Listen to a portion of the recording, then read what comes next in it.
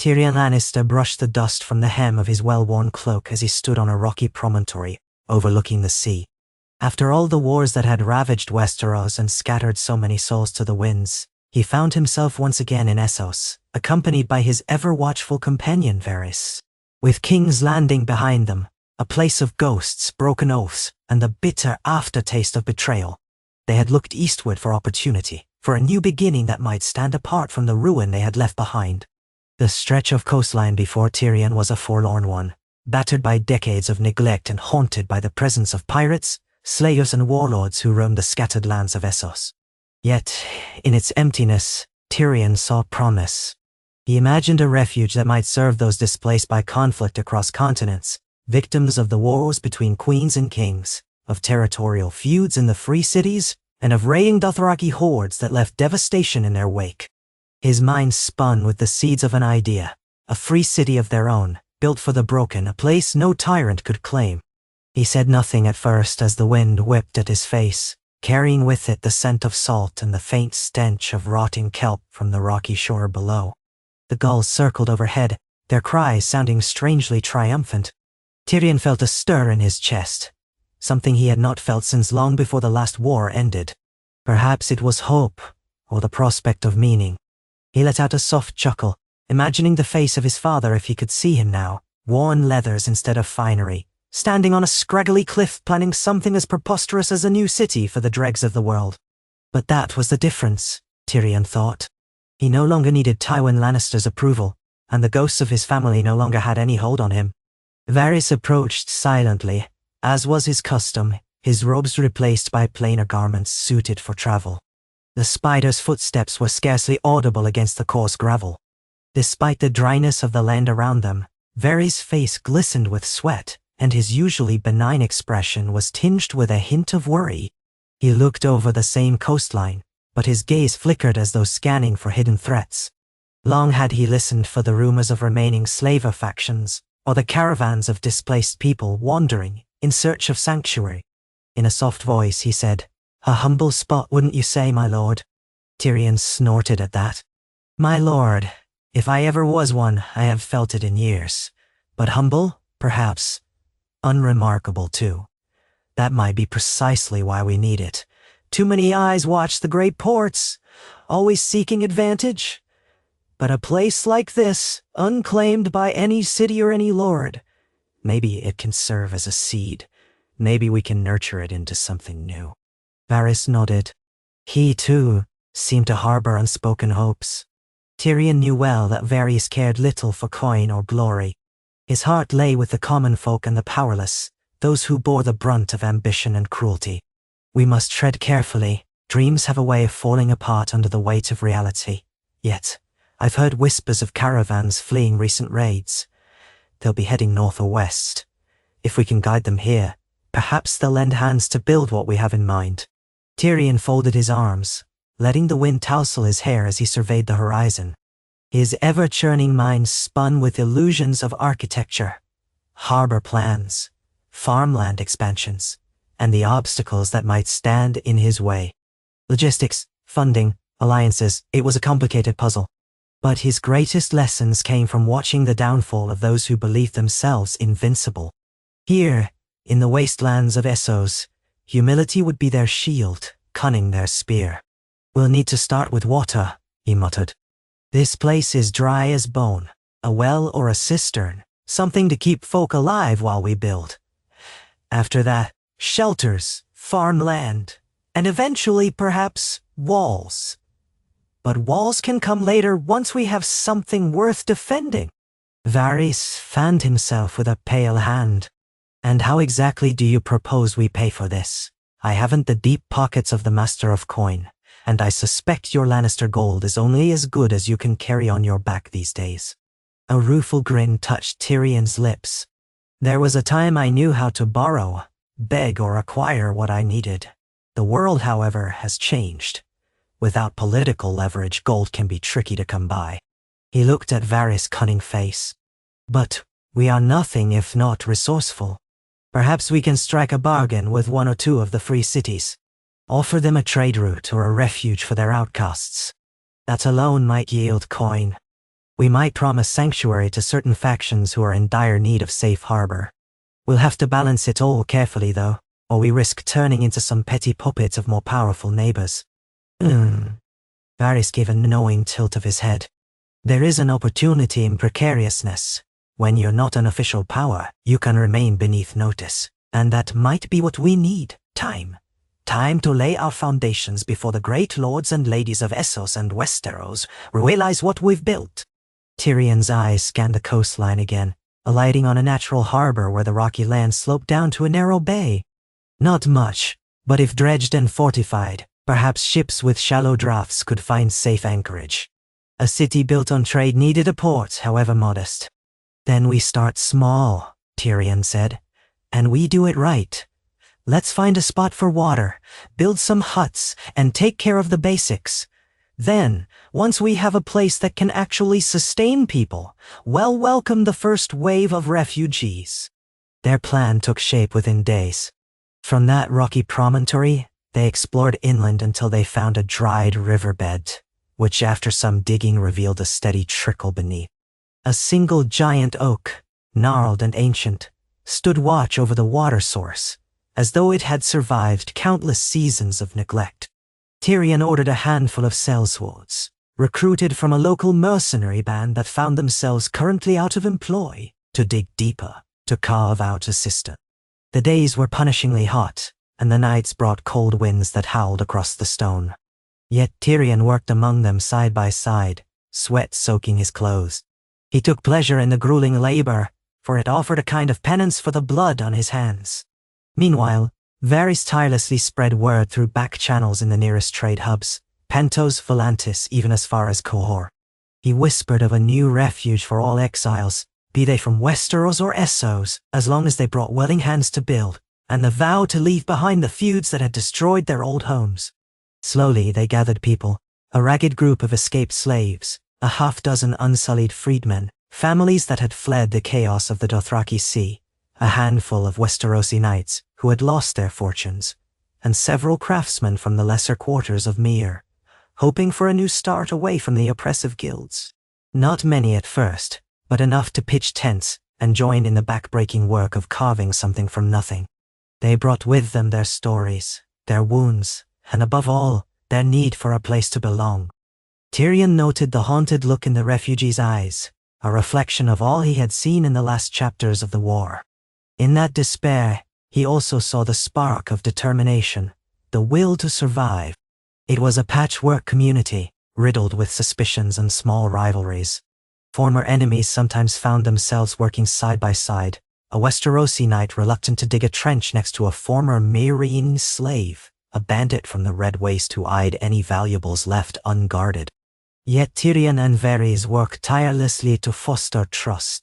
At dusk, Tyrion would gather them around the large oak tree, distributing rations of dried fish, crusts of bread, whatever meager stores they had scraped together. He told wry jokes that elicited reluctant laughter, introduced men and women of different backgrounds to one another, and carefully smoothed over disputes before they hardened into feuds. Varys, for his part, employed his subtle presence as a watchful guardian, ensuring that rumors of discontent or betrayal were quashed early with a kind word or discreet arrangement. As the weeks turned into months, the settlement took its first shaky steps toward permanence. They constructed a series of crude huts near the cistern, each large enough to shelter a handful of people. A palisade was raised from sharpened stakes in an attempt to keep out raiders or wild animals. The harbor was little more than a stone jetty built out of rubble and driftwood, but a few fishing vessels managed to anchor there, providing a modest catch that helped feed the growing population. The daily struggle was harsh. Water was rationed, the fields were rough and unyielding, and the climate was fickle. Still, a sense of shared purpose began to blossom. The refugees started to call it the Free City, though Tyrion declared with a mischievous smirk that it was hardly more than a free village. But the name stuck. It was easier to build loyalty on a dream than on an acknowledgement of the present squalor. Tyrion might have been short of stature, but he walked the nascent streets with a pride he had never felt even in the halls of Casterly Rock. Here, among the dispossessed, he found a strange kinship. Those he guided looked to him not as a Lannister, but as a man who shared their tribulations, who put his back into the same work they did. Some nights he stood on the uneven walkway near the harbor, sipping a thin local wine, little better than vinegar, truth be told, and watching the orange sun sink below the horizon. He'd hear the voices of the settlers drift on the wind, sometimes in half a dozen languages, all blending together into a hopeful chorus. No longer did he dine alone in a lord's chamber, haunted by the weight of his house name. He mingled with these people, heard their joys and sorrows, and though the labor was exhausting, he felt something akin to peace. Varys was often elsewhere, traveling to the neighboring towns, scattered trading posts or hidden encampments. With his network of little birds renewed, albeit on a smaller scale, he spread the rumor of opportunity. He promised no riches, only a hard-won chance to survive and live free from the chains of old hatreds. The city's reputation began to grow among the lowly and the cast-off. But with any growing settlement came new dangers. Some days, Tyrion would spot a band of riders on the horizon, watching, perhaps measuring the city's defenses. Others came under the guise of fleeing oppression, only to sow discord within the walls. When trouble arose, a small group of volunteer guards, led by a former Braavosi sellsword who had lost his sword hand in a skirmish, stepped in. But real stability needed more than ragtag volunteers. It needed leadership, laws, a sustainable economy. Tyrion felt the enormity of it all pressing upon him each day. That pressure grew acute one morning when a column of nearly 300 refugees arrived at the city's gates, bedraggled and near starvation. They bore the marks of violence, burns, whip scars and fresh wounds. Some carried children. Tyrion's heart sank at the sight of so many hopeless eyes. They had escaped a renewed slaver offensive that swept through the outskirts of Yunkai. Indeed, many among them bore the brand of Yunkish masters. They pleaded for water, for a scrap of bread, for safety. The free city had barely enough provisions to feed those who were already within its gates. Yet Tyrion swallowed hard and ordered the gates opened. "If we turn them away," he said to Varys, "we are no better than those who left them to die." It was a moral stance, but also a gamble. Provisioning so many could invite famine. The next weeks were a nightmare of hunger and disease, testing the fragile unity of the city. Rations ran perilously low. A fever swept through the cramped tents, sparing none. Tyrion himself fell ill for 3 days, racked by chills and hallucinations. When he at last recovered, gaunt and pale, he found the settlement in disarray, disputes over food, fights between groups from different lands, accusations of theft. A lesser man might have given up, but Tyrion could not turn back. Supported by Varys, who had spent the nights he could awake, tending to the sick, he rallied what resources remained. He brokered a deal with a Marish caravan that passed nearby, exchanging labor and craftwork for barrels of grain and salted fish. He put the city's few carpenters to work building a more solid, larger shelter to serve as a rudimentary hospital. He spent hours with the new arrivals, learning their stories, ensuring they felt welcome instead of merely pitied. In all this, Tyrion realized they teetered on a knife's edge. The city was no shining beacon yet, just a fragile outpost that could crumble under another blow. Once the immediate crisis passed, and the fever subsided, a subdued but resilient spirit took root in the people. They had survived adversity and found they still stood side by side. Old prejudices thawed a little, replaced by the bond of shared suffering. One evening, as Tyrion oversaw the planting of some meager winter crops in a patch of newly tilled soil, a child approached him, a girl of about 8, hair matted with dirt, large dark eyes fixed on him. She bowed awkwardly, something she must have learned from a more formal culture. "Thank you," she said, her voice barely above a whisper. "I thought we'd be left to die." Tyrion knelt down to meet her gaze. He had no idea what comfort to offer a child who had known such horrors. "You're safe here," he said softly. And though he still had doubts about the city's future, he meant every word. The girl nodded, then scampered off. That little moment felt more rewarding than 1,000 nights of revelry at court. He realized that for all his cynicism and bitterness, for all his wit and sarcasm, he needed to give these people hope. For the first time in his life, he began to see a legacy worth fighting for. By the time the next caravans arrived, carrying some new faces, along with rumors of threats stirring in the east, the city had grown from a few dozen tents into a clutter of huts and rudimentary buildings. The fortress-like hospital building was still rough, made of clay bricks and scavenged wood, but at least it was sturdy. The harbor had been expanded to accommodate larger boats, with stone blocks hauled by oxen to reinforce the jetty. A small fishing fleet began to form, manned by those who had plied the waters of Slaves Bay. Tyrion took heart when he walked the winding paths at dusk. Every day brought a little more structure, a little more organization. Here and there one heard the hammering of nails and the laughter of children. Still, danger lurked. Small bands of pirates skirted the coastline, eyeing the free city as a potential target. Slaver caravans roamed further inland, searching for easy prey. A handful of times, they tested the city's outer boundaries, only to find that Varys had quietly coordinated a night watch of archers. The city's defenders were unseasoned and ill-equipped, but they fought with the desperation and determination of those who had been enslaved themselves. Varys used his espionage skills to intercept tidings of any concerted effort to sack the city, ensuring they could prepare. Sometimes that meant bribing a captain or forging alliances with other small settlements. Tyrion was unsettled by how precarious their safety was, but he saw no other way. Building a free haven in a region dominated by violence would always be an uphill battle. One evening, after a particularly tense confrontation with a group of marauders that ended in some casualties, Tyrion and Varys walked the perimeter of the city's small palisade. Torches flickered in the night, casting shadows over the raw wooden stakes.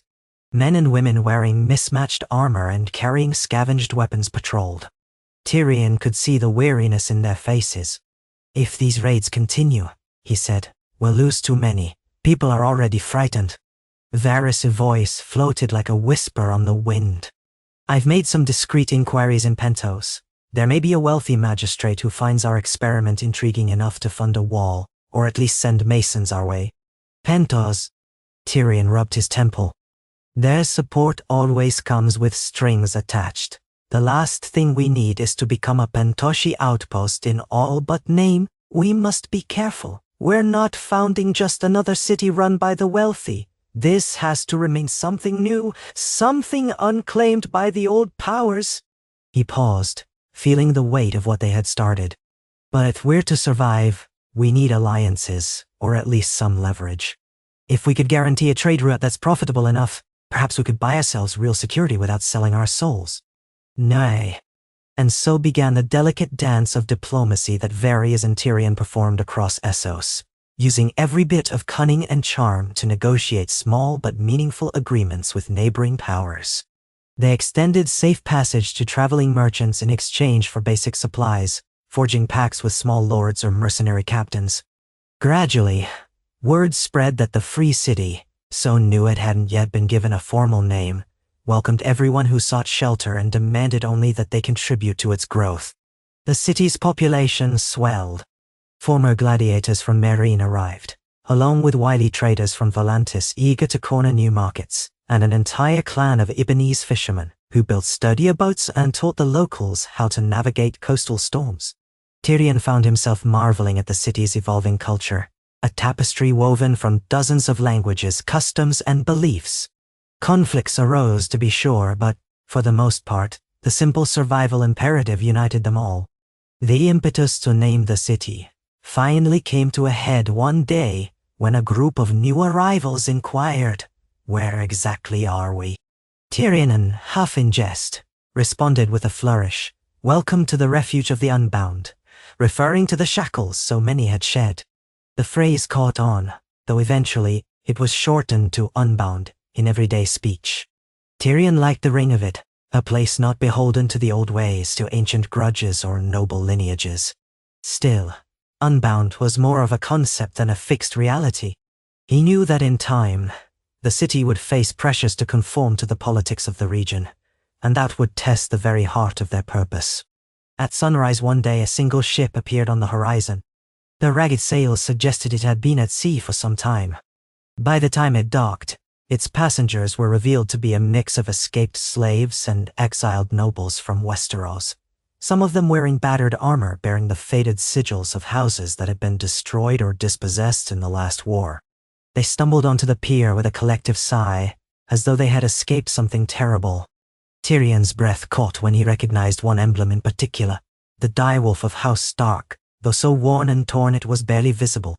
A knight, pale, scarred, and leaning heavily on a wooden crutch, stepped forward. He froze at the sight of Tyrion, and Tyrion realized they had once shared a battlefield.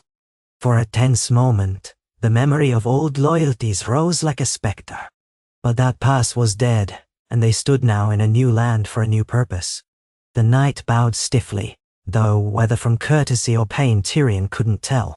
"My lord," he said in a rasping voice, "we've come far, seeking sanctuary. We heard that you are offering something different here." "No." Tyrion looked the knight in the eye. He saw the ravages of war etched into the man's flesh. "We are indeed," he replied. "You won't find a castle or gold, but if you can work and respect others, you'll have a place here."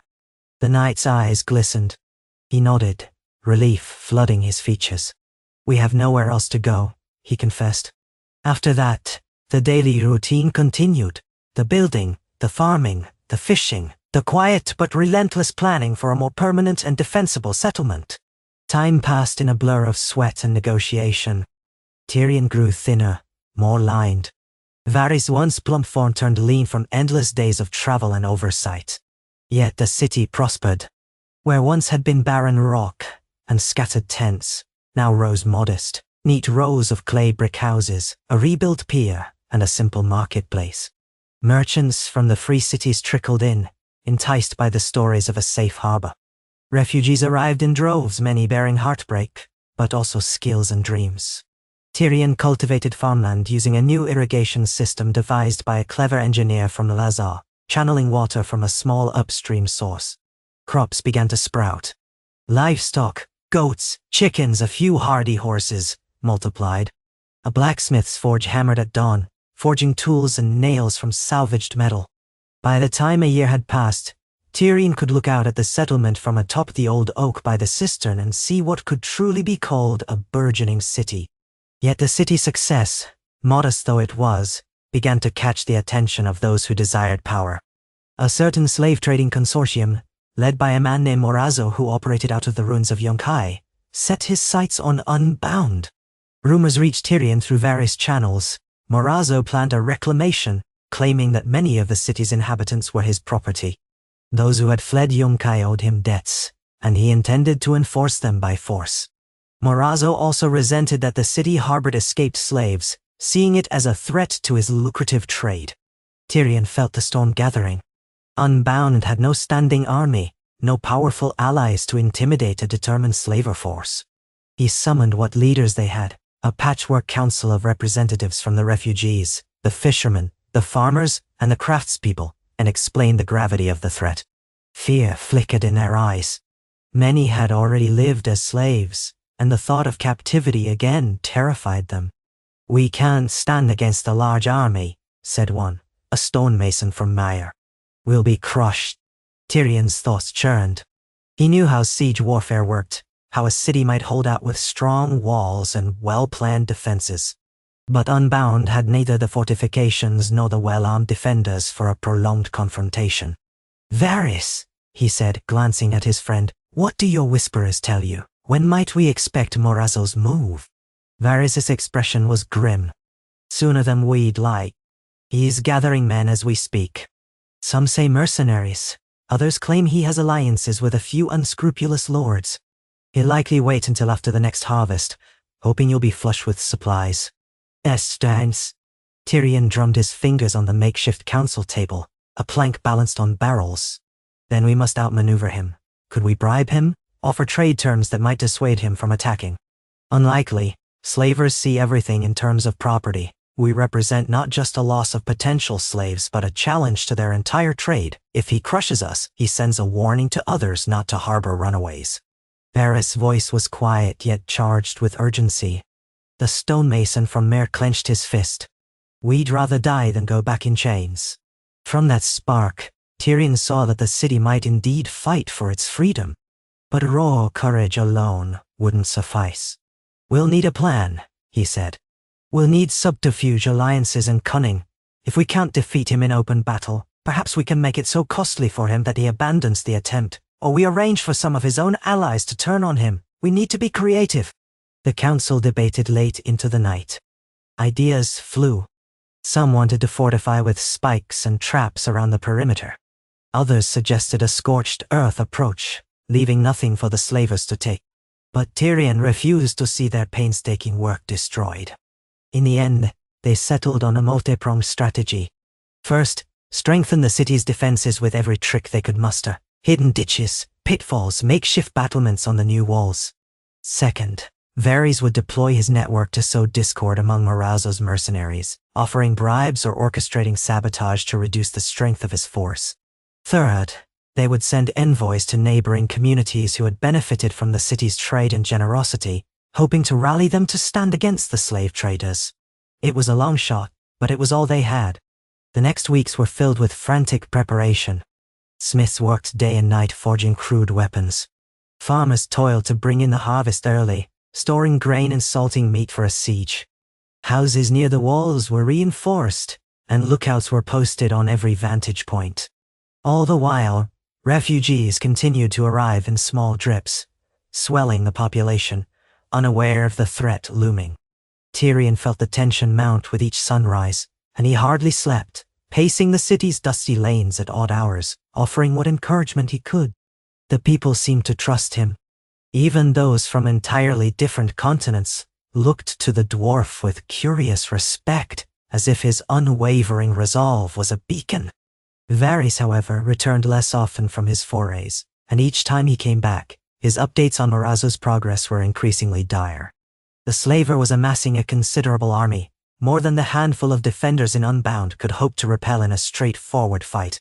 Finally, on a blisteringly hot afternoon, the watchman spotted a dust cloud on the horizon. Word spread swiftly through the streets. Marazzo's army approached. Tyrion hurried to the modest battlements, wooden platforms built behind a newly constructed earthen rampart, his heart pounding. Over the crest of a ridge he could make out a column of armed men. At the front flew a banner in black and gold, likely the insignia of Marazzo's house or company. They marched in formation, accompanied by a scattering of cavalry and wagons. Tyrion swallowed hard. He estimated several hundred soldiers at least, disciplined and well-armed. Behind them, a string of wagons likely carried supplies or even caged slaves to ferry away any captives. He turned to the motley group of defenders, fishermen wielding spears, former slaves with ragged swords, a few archers sporting battered leather jerkins. Their faces were pale, but their eyes burned with a mixture of fear and defiance. Many had faced worse fates before. Some called out encouragement or prayers to their gods. Tyrion raised a hand, urging silence. From his vantage he saw Varys slip away through a side gate, leading a handful of men. That was part of their plan: infiltration and sabotage. If all went well, Marazzo's camp would be plagued by accidents, perhaps even desertions. Yet Tyrion could not count on that alone. As the sun set, the army halted within sight of the city. Tyrion went down to the gate with a small retinue, ready to greet any envoy who might come. They had agreed to offer Marazzo a parley, time enough for the sabotage to take effect. The slaver did indeed send out a representative, a tall, gaunt man with a cruel sneer, dressed in fine silks, escorted by 4 heavily armed guards. He approached the gate with arrogance oozing from every step. Tyrion moved forward, flanked by a pair of volunteer guards who looked nervous enough to collapse at any moment. The tall man sniffed. "My master demands the immediate release of all property belonging to him and his allies, along with any contraband you have stolen. He offers you the opportunity to avoid bloodshed if you comply. Otherwise—" He trailed off, letting the threat linger in the air. Tyrion squared his shoulders. "You speak of property, but these are free people who escaped bondage. We owe you nothing. We want no war, but we'll fight if we must. Les." The messenger's sneer deepened. He looked Tyrion up and down with distaste. "A dwarf leading a rabble. It appears we've wasted our time by even parleying. My master will have your city and your heads." With that, He turned on his heel and marched back to the army. Tyrion exhaled. His hands trembled slightly. Battle was upon them. He retreated behind the gates, giving orders to prepare for an imminent attack. The defenders formed up along the makeshift walls, torches illuminating their determined faces in the gathering twilight. A hush fell over the city. Families huddled in basements or behind barricades. Children clung to mothers. Fear weighed heavy, but so did resolve. Tyrion climbed to the rampart once more, scanning the enemy lines with a keen eye. He caught sight of a figure on horseback, perhaps Morazzo himself, gesturing as men hauled small catapults forward. Tyrion cursed under his breath. Their wooden walls would not hold long against siege weapons. Drums began to pound, and the enemy advanced. Flaming projectiles soared through the night sky, crashing into the palisade with showers of sparks. Part of the outer defenses caught fire, but defenders rushed to smother the flames with blankets and buckets of sand. Then came the infantry, marching in tight formation, shields up. Arrows rained down from the city's arches, but many missed or clattered harmlessly off shields. Those that found their mark brought screams and confusion, but the assault did not slow. The clash began in earnest when the slavers reached the walls, hacking at the stakes, ramming makeshift ladders against the wooden rampart. Tyrion shouted orders to reinforce the gates, to tip oil and boiling water on the attackers. His voice cracked as he shouted encouragement. The defenders fought fiercely, fueled by desperation. For many, returning to chains was a fate worse than death. The night was a blur of sparks, shouts, and the acrid stench of burning wood. With each wave, the slavers pressed harder. The city's hodgepodge fighters began to waver. Tyrion felt something he rarely experienced, raw terror. Yet he also felt an odd clarity. He moved from post to post, rallying archers, organizing the distribution of spears. At one point, flames licked across the walkway, forcing him to leap down. He landed hard, pain shooting up his leg, but he pressed on, joining a group that was fighting off invaders who had scaled a collapsed section of wall. In the chaos, he spotted Morazzo's men forcing their way through a breach near the northern edge. Tyrion, gasping, shouted for reinforcements. A cluster of defenders, former Unsullied among them, rushed in, and a savage melee erupted. The Unsullied, even though their numbers were few, proved crucial. Their disciplined spearwork held back the tide momentarily. Bodies piled up in the breach. Tyrion, panting, clutched a short sword he barely knew how to use, trying to keep track of the whirling mass of combatants. The screams were deafening, and the flickering firelight turned the scene into a nightmare. Every fiber of Tyrion's being wanted to survive, but he also knew that if they were overrun, everything they built would die with them. Then, from the rear of the enemy lines, a deafening explosion of flames lit the night sky. Tyrion's heart jolted. This was Varys' work. A sabotage team must have ignited the enemy supply wagons. Screams rose from Morazzo's camp as men scrambled to contain the inferno. Confusion rippled through the slaver ranks. Some turned to see what had happened, others broke formation, and a few even began fleeing. It was the moment the defenders needed. Encouraged by the sudden chaos in the enemy camp, they surged forward, driving the slavers back from the breach. Tyrion watched in amazement as the ragged defenders roared with a unity he had never seen. The tide of the battle began to shift. Still, it was no simple victory. The slavers regrouped, pushing forward again. Hours dragged on with both sides suffering heavy casualties. Tyrion nearly lost his life more than once. An arrow grazed his shoulder, a sword stroke narrowly missed his head, leaving a tear in his cloak. Only the timely intervention of a Brevosei sellsword saved him. Yet throughout the fighting, the sabotage continued to wreak havoc in Morazzo's lines.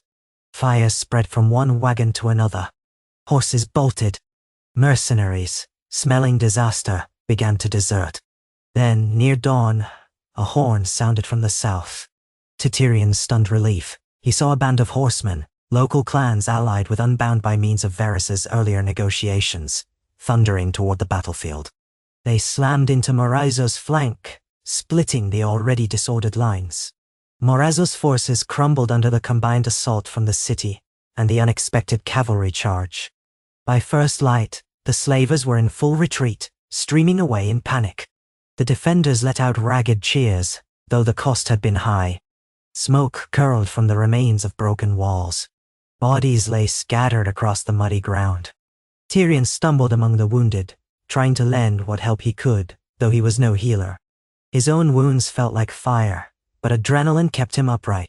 When at last he reached the harbor, he found the battered defenders cheering the sight of the slavers' backs, once so menacing, now receding into the distance. As the morning sun broke over the battered city, Tyrion collapsed against a wall, exhaustion crashing upon him. Blood trickled from a shallow cut on his forehead, and his limbs felt made of lead. Around him, the survivors tended to each other. Varys emerged from the smoke, looking surprisingly composed, though he too had blood splattered across his garments. He crouched beside Tyrion. "We held," Tyrion rasped, his voice trembling. Varys pressed a water skin into Tyrion's hands. "Yes, we paid dearly, but we held. Moraza's forces are broken for now." His tone carried a hint of relief, tempered by sorrow for the dead. Tyrion drank, the water stinging his cracked lips. He stared at the devastation and realized that despite the destruction, they had done something remarkable. They had defended a city built for the downtrodden against a powerful slaver. They had risked everything, and they had not broken. The cost was staggering, death and ruin, but so was the triumph. This was no mere victory on a battlefield where one lord's banner replaced another. This was a testament to the will of free people to stand together and reject the brutal order of might makes right. In the days that followed, Unbound buried its dead with solemn rites from a dozen different faiths, as men and women from every corner of the known world laid their comrades to rest. The charred ruins of the outer walls were cleared away, and rebuilding began almost immediately. Many were injured, and the healers worked day and night in cramped conditions, aided by volunteers. A subdued air lingered, but also a fierce pride. No longer did they wonder if the free city was just a passing dream. They had proved that it could endure even the worst assault. Survivors walked the muddy streets with weary yet unbroken spirits, nodding to each other in recognition. They had fought for something larger than themselves, and they had prevailed. Tyrion, his injuries bandaged, was astonished to see how quickly life began to stir back to normal. Even as burnt timber still smoldered, fishermen repaired their nets, farmers checked on their fields, and the marketplace gradually reopened. Varys accompanied caravans, ensuring supplies for the wounded. Masons from Myr designed sturdier fortifications, planning stone walls to replace the destroyed wooden ramparts. And though Tyrion could see the heartbreak in many eyes, he also saw gratitude and determination. He could almost feel the pulse of the city, as though it were a living thing, shaped and powered by the collective hope of its inhabitants. Weeks turned into months, and the city rose anew, stronger than before. Stone walls replaced the wooden palisade, funded by a newly negotiated trade deal that gave certain merchants favorable tariffs in Unbound's port. Carpenters constructed a wharf that could accommodate larger ships. In time, even a small naval craft was built, manned by volunteers eager to protect the harbor from pirate raids. The population swelled again, with more freedmen and exiles trickling in, drawn by stories of a city that had dared to stand against slavers. New disputes cropped up, of course, problems with overcrowding, cultural tensions, trade disagreements. But the city had found a means of governing itself through a council that included representatives from every significant group: fishermen, farmers, warriors, artisans, and those with healing or clerical knowledge. Tyrion presided as a mediator, often exasperated but always stubbornly determined to keep them united. Varys, meanwhile, shaped the city's growing intelligence network, so that any fresh threat could be met with cunning before swords had to be drawn. Eventually, a slow realization seeped into Tyrion's mind. He was content in a way he had never been before. He had once been a wandering cynic, drowning in wine, haunted by regrets. But in Unbound, he had a purpose that eclipsed his own personal demons. Watching children run through the winding streets, hearing the sounds of forges and workshops, seeing people from warring nations break bread together. All of it gave him a sense of belonging and redemption. True, life was still hard. Danger never fully disappeared. Yet the city stood as a monument to the idea that unity and hope could transcend old hatreds. One day, as he and Varys stood atop the newly rebuilt wall, overlooking fields where laborers toiled and ships bobbed in the harbor, Tyrion let out a long, slow breath. "We've done something here," he said quietly, his gaze distant. "I never truly believed we would last, but look at it all." Varys' face was unreadable for a moment. Then, a slight smile curved his lips. "People thrive when given the chance, my friend. The tragedy is that the world seldom gives them one." Tyrion nodded. He recalled a child thanking him in a dusty field months ago, recalled the laughter of men who had once been mortal enemies in Westeros, now working side by side. "We gave them that chance," Tyrion said. "Or at least, we fought for it when no one else would." They stood there for some time, lost in their own thoughts. The sun set, painting the sky in warm oranges and pinks, a stark contrast to the brutal life they had all endured. As twilight deepened, lanterns were lit across the city. Windows glowed with inviting light, turning Unbound into a beacon in the dusk. Neither Tyrion nor Varys was naive enough to believe that all troubles were behind them. But for now, they savored a moment of calm, proud of the fragile miracle they had coaxed from dust and despair. News eventually spread beyond the immediate region. Songs were sung by traveling minstrels about the free city that had stood firm against a slaver host. Whispers of the place reached Westeros, carried by sailors who braved the narrow sea. Some claimed Tyrion Lannister had crowned himself a king of beggars. Others said Varys had raised an army of spies and assassins. The truth, as always, was far more nuanced. Yet the legends drew more wanderers, more dreamers, and more souls with nowhere else to go. And Unbound continued to evolve with each new influx, a living tapestry of hope and survival.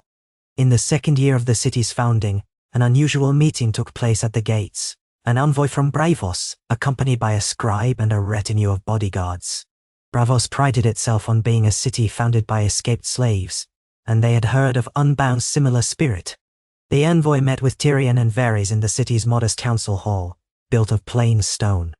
He expressed curiosity about forming a trade partnership and possibly cultural ties, hinting that if Unbound continued to grow, Braavos might recognize it formally as a free city, a distinction that could forever alter its place in the political landscape of Essos. Tyrion concealed his excitement behind a mask of measured politeness, knowing that official recognition could both protect them and entangle them in new obligations. Nonetheless, it was a milestone. Word of Unbound's resilience and prosperity had reached one of the most powerful city-states in the known world. The envoy's visit was a success, culminating in an agreement to lower tariffs on goods coming from Braavos. More importantly, it came with an unspoken signal to other city-states. Unbound was under Braavos' interest, if not protection. That alone might deter some potential threats. Tyrion found himself exchanging a sly, relieved glance with Varys when the agreement was sealed. They had, through sheer will and cunning, secured a foothold among the recognized powers of Essos. The city's identity kept expanding. Festivals sprouted from the mingling of various traditions. On certain nights, one could witness a circle of Dothraki dancers performing near a group of Westerosi playing pipes. Freed slaves from Yunkai shared the art of weaving intricate patterned rugs with the Ibonese, who in turn taught them better methods of preserving fish. The market bustled with accents from Lais, Pento, Kuhor, and beyond. A kaleidoscope of colored flags hung in the plaza, each representing a group that had found refuge here. The scars of old conflicts never vanished entirely. Occasional quarrels flared up, and the city's council remained ever watchful. But the overall current was one of interwoven destinies, each contributing a thread to Unbound's future. In quieter moments, Tyrion pondered his own path. He thought of Westeros, of the families lost to him, of the terrors that had shaped him. Occasionally, a pang of guilt or homesickness would surface. Yet each time, he looked around at what they were building, what they had already built, and the feeling passed. If Westeros had any place for him, it was nothing compared to what he had found here. Varys, too, found his purpose renewed. He had long claimed to serve the realm, to speak for the powerless. Here, in Unbound, he was not merely whispering in the ears of kings or queens. He was directly shaping a community that embodied his ideal. Each time a new face arrived at the city gates, frightened and tired, only to be welcomed as an equal, Varys felt a quiet satisfaction. If there were regrets or shadows in his past, he atoned for them in this living sanctuary of exiles. As the third year dawned, an unprecedented milestone occurred. The birth of a child who would carry only the identity of Unbound, unburdened by the lineage of any old house or clan. The city celebrated the event for 3 days, with feasts and dances on the harbor front.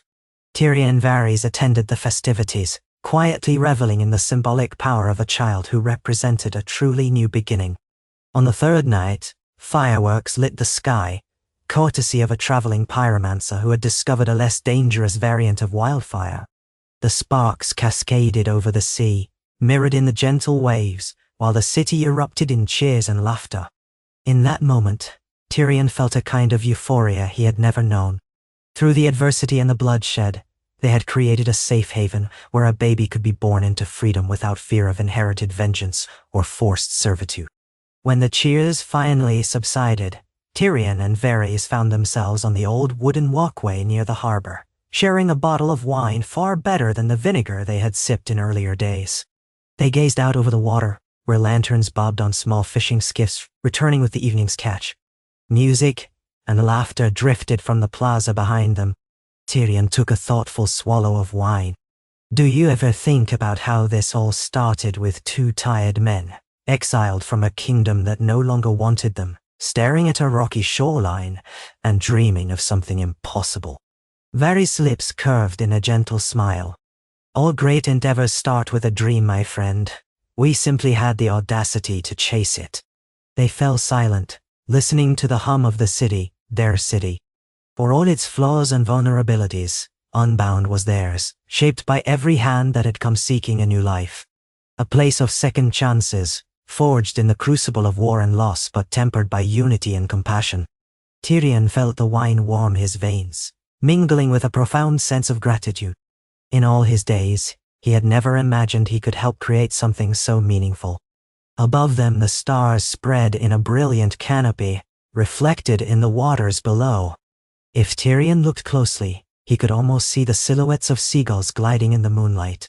And for the first time in years, perhaps in his entire life, he felt at peace with who he was. A dwarf, a Lannister, a survivor, and now, a founder of a city that existed for those who had been cast aside by the powers of the old world. In the days and years that followed, troubles would come and go. Rival states might plot against Unbound, slavers might try anew, internal strife might flare up between the city's diverse factions.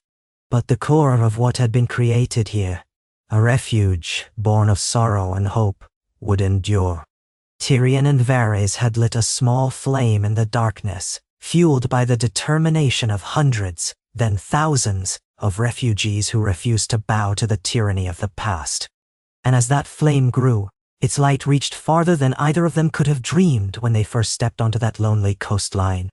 Indeed, the free city of Unbound became a quiet legend across the seas, proof that even in a world riven by greed, cruelty, and ancient grudges, people could come together, unchained and unbroken, and forge a future worth defending. In the months that followed the great victory against Morazzo slavers, the people of Unbound found themselves standing on what felt like a threshold between 2 worlds. One world was the old one, the one that most of them had fled, filled with cruelty, tyranny, and the scars of war. The other was the fragile and new existence they had carved out on that once barren shore. Though life had improved since the early days of tents and scavenged planks, hardship remained a persistent guest, never quite leaving, only stepping briefly outside when the city caught its breath. Tyrion spent his mornings walking through the winding lanes, personally checking on the ongoing repairs and expansions. The city had grown outward from its original cluster of huts near the cistern. Stone houses rose along the main roads now, accompanied by wooden shacks that sprang up in side alleys like mushrooms after rain.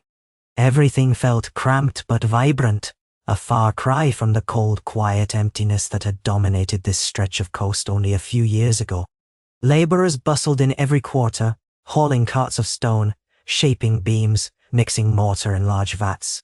The new walls, made of limestone quarried from the coastal cliffs, were nearing completion on the eastern and southern sides. Where the old wooden palisade had burned, a solid barrier of stone now rose, fortified by squat towers spaced at intervals. The ramparts provided wide walkways for archers and watchmen who kept a constant vigil over the horizon. Though no one wished to see another siege, they prepared for the possibility all the same. As Tyrion made his way through the city, he found joy in the everyday details that might have seemed trivial once upon a time. A blacksmith humming a Braavosi lullaby while he hammered out nails, or two children, one from Westeros, one from the Dothraki Sea, chasing each other through the marketplace, shrieking with delight. These small signs of cohesion told him their experiment was working. Yet every sign of vitality also brought new complications. More people meant more mouths to feed, more disputes, more complicated trade negotiations, and more watchful neighbors who might regard Unbound as a threat. He and Varys had agreed early on that the council needed to share leadership. Both men served as permanent members, of course, but the rest of the seats were elected or appointed by various factions. Former slaves, free-born craftsmen, fisherfolk, mercenaries, and even a contingent from Westeros who had no intention of returning across the narrow sea. The council met every few days in a simple stone building they grandly called the Forum, though it amounted to a single large room with a wooden roof that leaked when it rained. At one end stood a creaking podium where the speaker, usually Tyrion, would direct the discussions.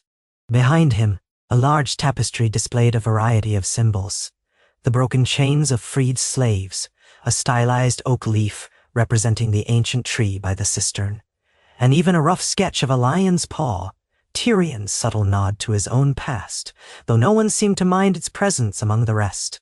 On one such morning, Tyrion found himself listening to heated complaints about resource allocation. Ilona, a Lazarene woman known for her fierce advocacy of farmers' rights, was arguing with Rolfus, an aging sellsword who represented the city's defense force. The topic: whether newly arrived laborers should be conscripted for wall building or assigned to farmland irrigation. With all due respect, Ilona said, her calm voice quivering with suppressed frustration, if we don't expand the fields, the next wave of refugees will starve. Walls won't feed children. Rolfus, his right eye covered by a battered leather patch, grumbled in return, and farmland won't protect us when the next slaver decides to test our metal. Better to have strong defenses than a bounty of crops for the enemy to pillage. Nah. Tyrion rose from his seat, placing both palms on the podium as he did whenever he wanted to command attention. We need both, obviously, he said. Strong walls and a strong harvest. The question is how we balance them with the workers we have. I suggest we rotate shifts, for every 2 days spent on fortifications. Laborers can devote 2 days to farmland, and so on. At the end of the month, we assess progress. If the walls lag behind dangerously, we shift more workers. Ilona pursed her lips but nodded. Rolfus let out a grunt that might have been agreement. The rest of the council murmured its approval. Tyrion dipped his head in a small bow, acknowledging the consensus. Then we are settled, he said. Next item? A moment later, the door swung open to admit Varys, who arrived fashionably late, gliding across the threshold in his usual unobtrusive way. He wore a simple tunic of pale cloth, and his expression was, at a glance, pleasant. Tyrion knew him well enough by now to detect the tension in the set of his shoulders. Varys scanned the room, offered a respectful nod to the council, then quietly took a seat near the back. Tyrion suspected he bore troubling news from his travels, or from the messages delivered by his far-flung network of informants. Though their city was forging new alliances, powerful enemies still lurked across Essos. Once the council concluded, Tyrion approached Varys, pulling him aside into a small corner near a window that overlooked the bustling street. You have that look, Tyrion remarked wryly. The one that says you've heard something ominous. Varys inclined his head. There have been rumors from Volantis about a new coalition of powerful slave-trading interests.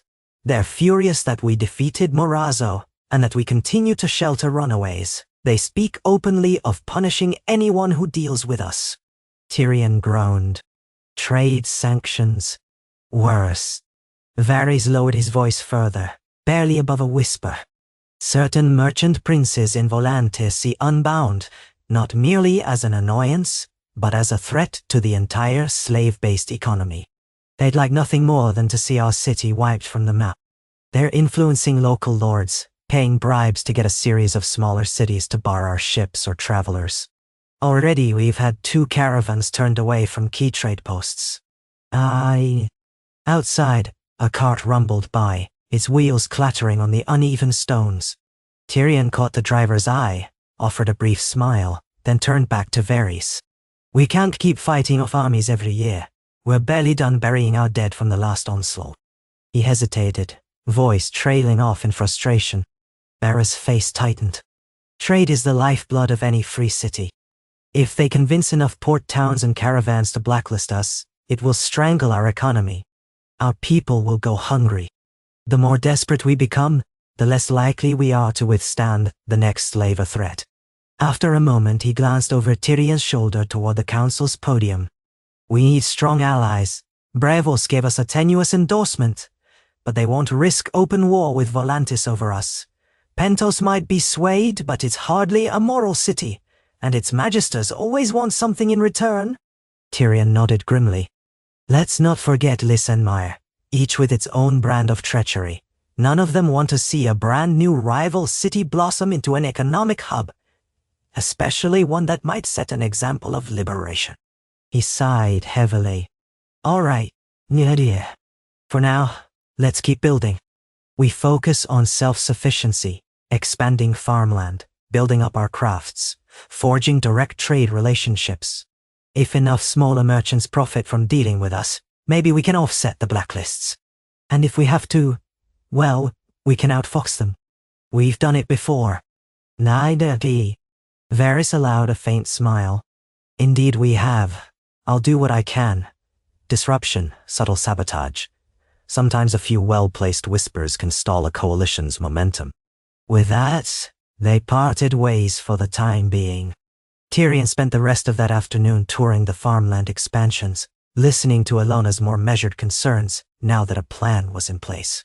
She showed him where they intended to divert a small river to irrigate newly tilled fields. Next season's yield could double if the water management goes well, she said proudly. We'll have enough grain, legumes, and vegetables to feed all the new refugees, with some left over for trade. Tyrion clapped her on the back. Then let's hope your farmers can outpace the next wave of trouble. We're counting on you, Ilona. She paused, brushing a stray lock of hair away from her forehead. We're counting on each other, Lord Tyrion. That's what keeps us strong. Her eyes lingered on him for a moment, filled with a warmth and respect that took him aback. He realized that Unbound's people had begun to see him less as an eccentric dwarf, with a famous family name, and more as a leader who truly cared for them. That knowledge weighed on him like a bittersweet burden.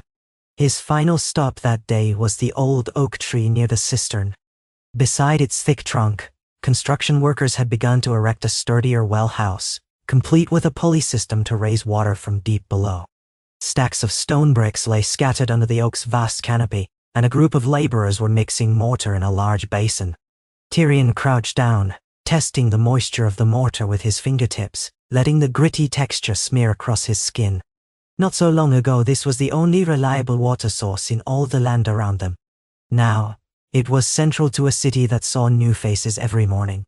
He looked up at the swaying branches.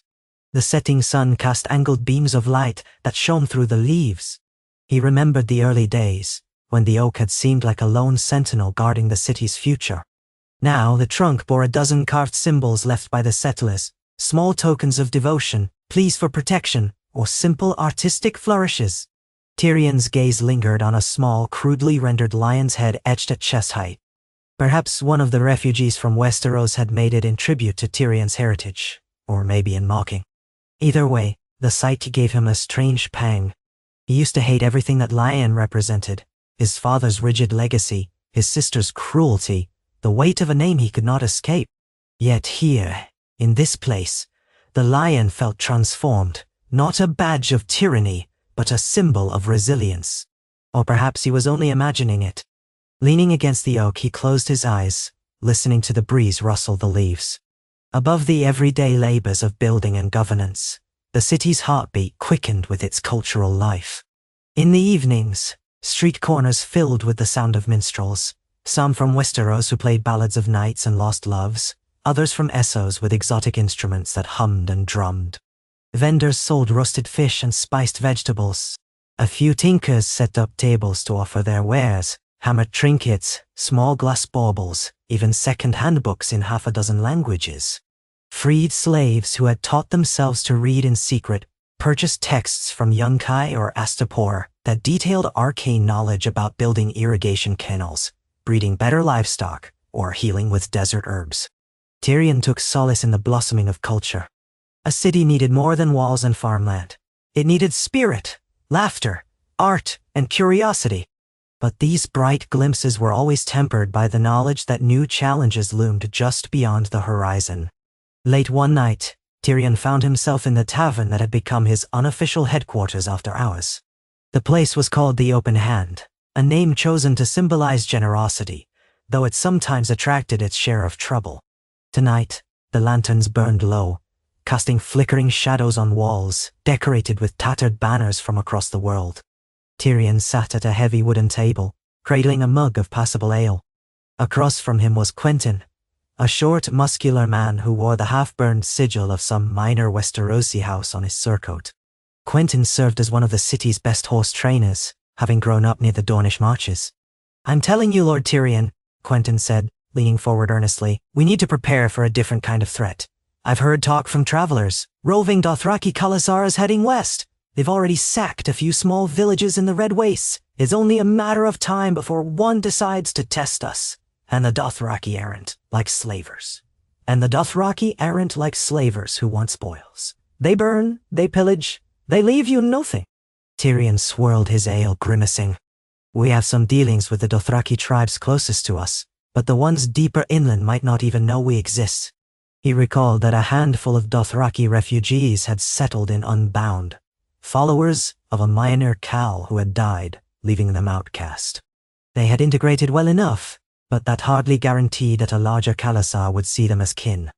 "If a Dothraki horde arrives on our doorstep, we can't possibly match them in open field combat."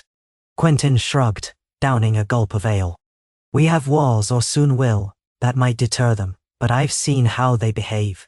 Some thrive on the challenge of a siege, especially if they think we have treasures hidden inside."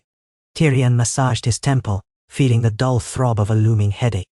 "Another threat to add to the list. We'll need scouts, watchers along the inland routes. If a Khalasar stirs, we want as much warning as possible." "Nell was at all." Quentyn nodded. "I'll speak to the city guard. We have a few men who know those deserts, plus some of the Dothraki exiles in our ranks might help." Tyrion raised his mug in a weary toast. "My thanks. Keep me informed." They parted ways, leaving Tyrion alone to finish his drink. He tried not to picture thousands of screaming warriors on horseback, braids flapping, araks gleaming in the sun, encircling Unbound like a hungry pack of wolves. Better to focus on the immediate tasks at hand. He tossed a coin to the tavern's barkeep, nodded politely at a group of rowdy sailors playing dice in the corner, and headed out into the cool night air. Every so often, the magnitude of what he and Varys had undertaken threatened to overwhelm him. But as he walked, the city's lamps revealed a sense of belonging. Doors opened, people laughed, the sense of cooking drifted by. Stew, spiced rice, fresh bread. He noticed a woman kneeling on her doorstep, scrubbing the threshold with soapy water, her shoulders drooping with fatigue. The second she saw him, she looked up, eyes bright, and smiled. "Good evening, Lord Tyrion. I heard the farmland expansions are going well. That's good news, yes?" He paused, the tension in his chest loosening slightly. "Yes, quite good news, in fact. We're all working to ensure a bright future." She beamed. "I'm so grateful. My little boy's finally eating well. He hasn't coughed in weeks." She paused, as if worried she was bothering him, then returned to her scrubbing with renewed vigor. Tyrion strolled on, the warmth of that exchange carrying him through the winding streets until he reached his modest quarters. A single lantern burned in the window. Though small, the house was sturdy. Stone walls, a thatched roof, and a cramped fireplace. Hardly a palace, but more comfortable than any cell or hovel he had known in his wanderings. He sank onto the wooden cot, eyes closing, telling himself he would read some of the parchment notes Varys had left for him. But weariness tugged at his mind, and he quickly drifted into a restless sleep, full of half-remembered images, castles in Westeros crumbling into dust, and the oak tree swaying in a sea of dunes. Morning came with a surge of fresh tasks. He was up before sunrise, stepping outside to find an unusual chill in the air. The breeze carried the smell of salt from the coast, and the faint scent of dew. Tyrion squared his shoulders and set off to meet Varys at the break of dawn, as they often did, to review intelligence from the far corners of Essos. Varys awaited him in a small courtyard behind the city's fledgling archives, a cramped building that stored maps, scrolls, ledgers, and any texts worth preserving. The courtyard was walled off from the surrounding streets, offering some privacy for confidential discussions. A novice scribe from Kor escorted Tyrion in. He found Varys seated on a stone bench, examining a rolled parchment by the light of a flickering torch. The spider glanced up, his lips curving into the practiced half-smile that revealed little. "Good morning," Tyrion said. "What dire secrets of the realm have you discovered before breakfast?" Varys handed him a parchment sealed with a symbol Tyrion did not recognize, an intricate swirl. "We've been approached by an envoy from Eith." Tyrion's brows shot up.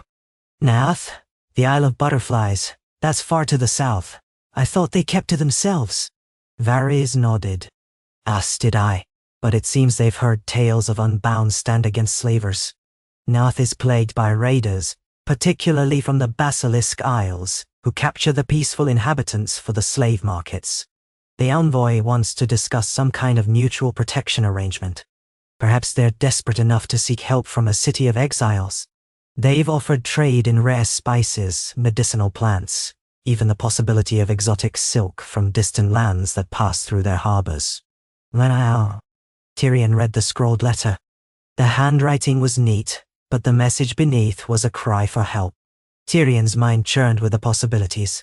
Forging an alliance with Nath would extend Unbound's network of contacts, though it also risked overextending them. "We can barely protect ourselves," he muttered. "What could we possibly offer Nath?" Varys' smile grew a fraction. "They're not asking for an army. From what I gather, they want knowledge. The city is building a reputation for cunning strategies.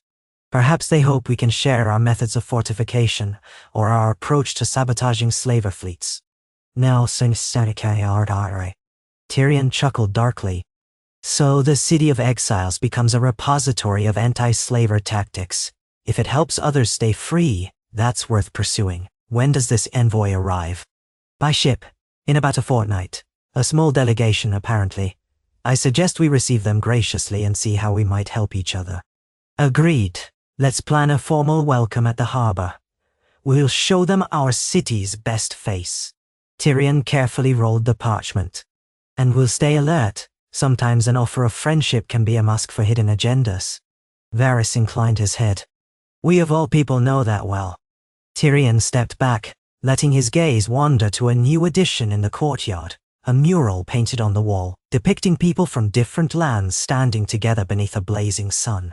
A few months ago, an artist from Volantis had offered to create it as a gift, saying Unbound's spirit inspired him. Tyrion marveled at the vivid colors, vibrant oranges, turquoise, gold.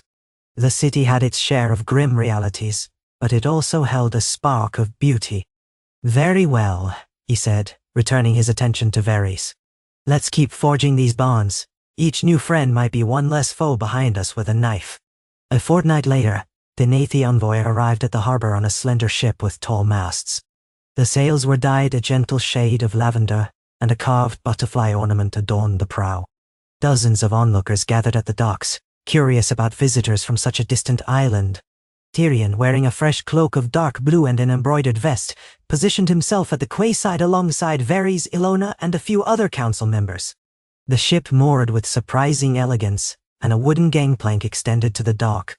Out came three figures, a tall, graceful woman wearing robes of pale green trimmed with gold, accompanied by two attendants who wore plain white tunics.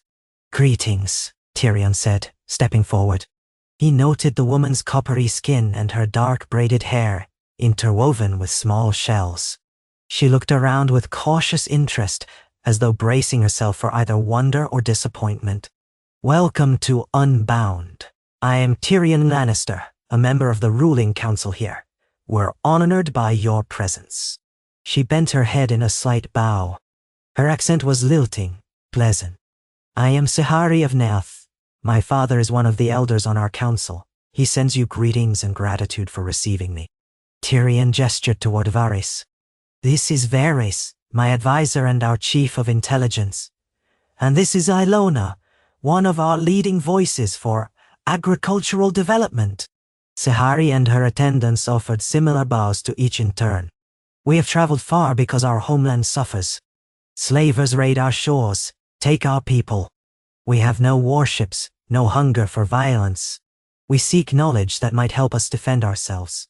We've heard tales of how your city stood firm, even against overwhelming odds." Tyrion exchanged a glance with Varys and said, "We have some experience, but we still struggle, even now. Building an effective defense requires more than weaponry. It means alliances, cunning, and sometimes a willingness to fight, even if only in self-defense." Sahari's expression saddened. "We Naathi are taught to abhor bloodshed. We worship the Lord of Harmony and believe that even insects should be left unharmed. Yet we cannot watch our children be dragged away without doing something." A hush fell over those gathered. Tyrion felt a pang of sympathy. He, too, had once been naive enough to believe words alone could settle every dispute, though that innocence had died long ago.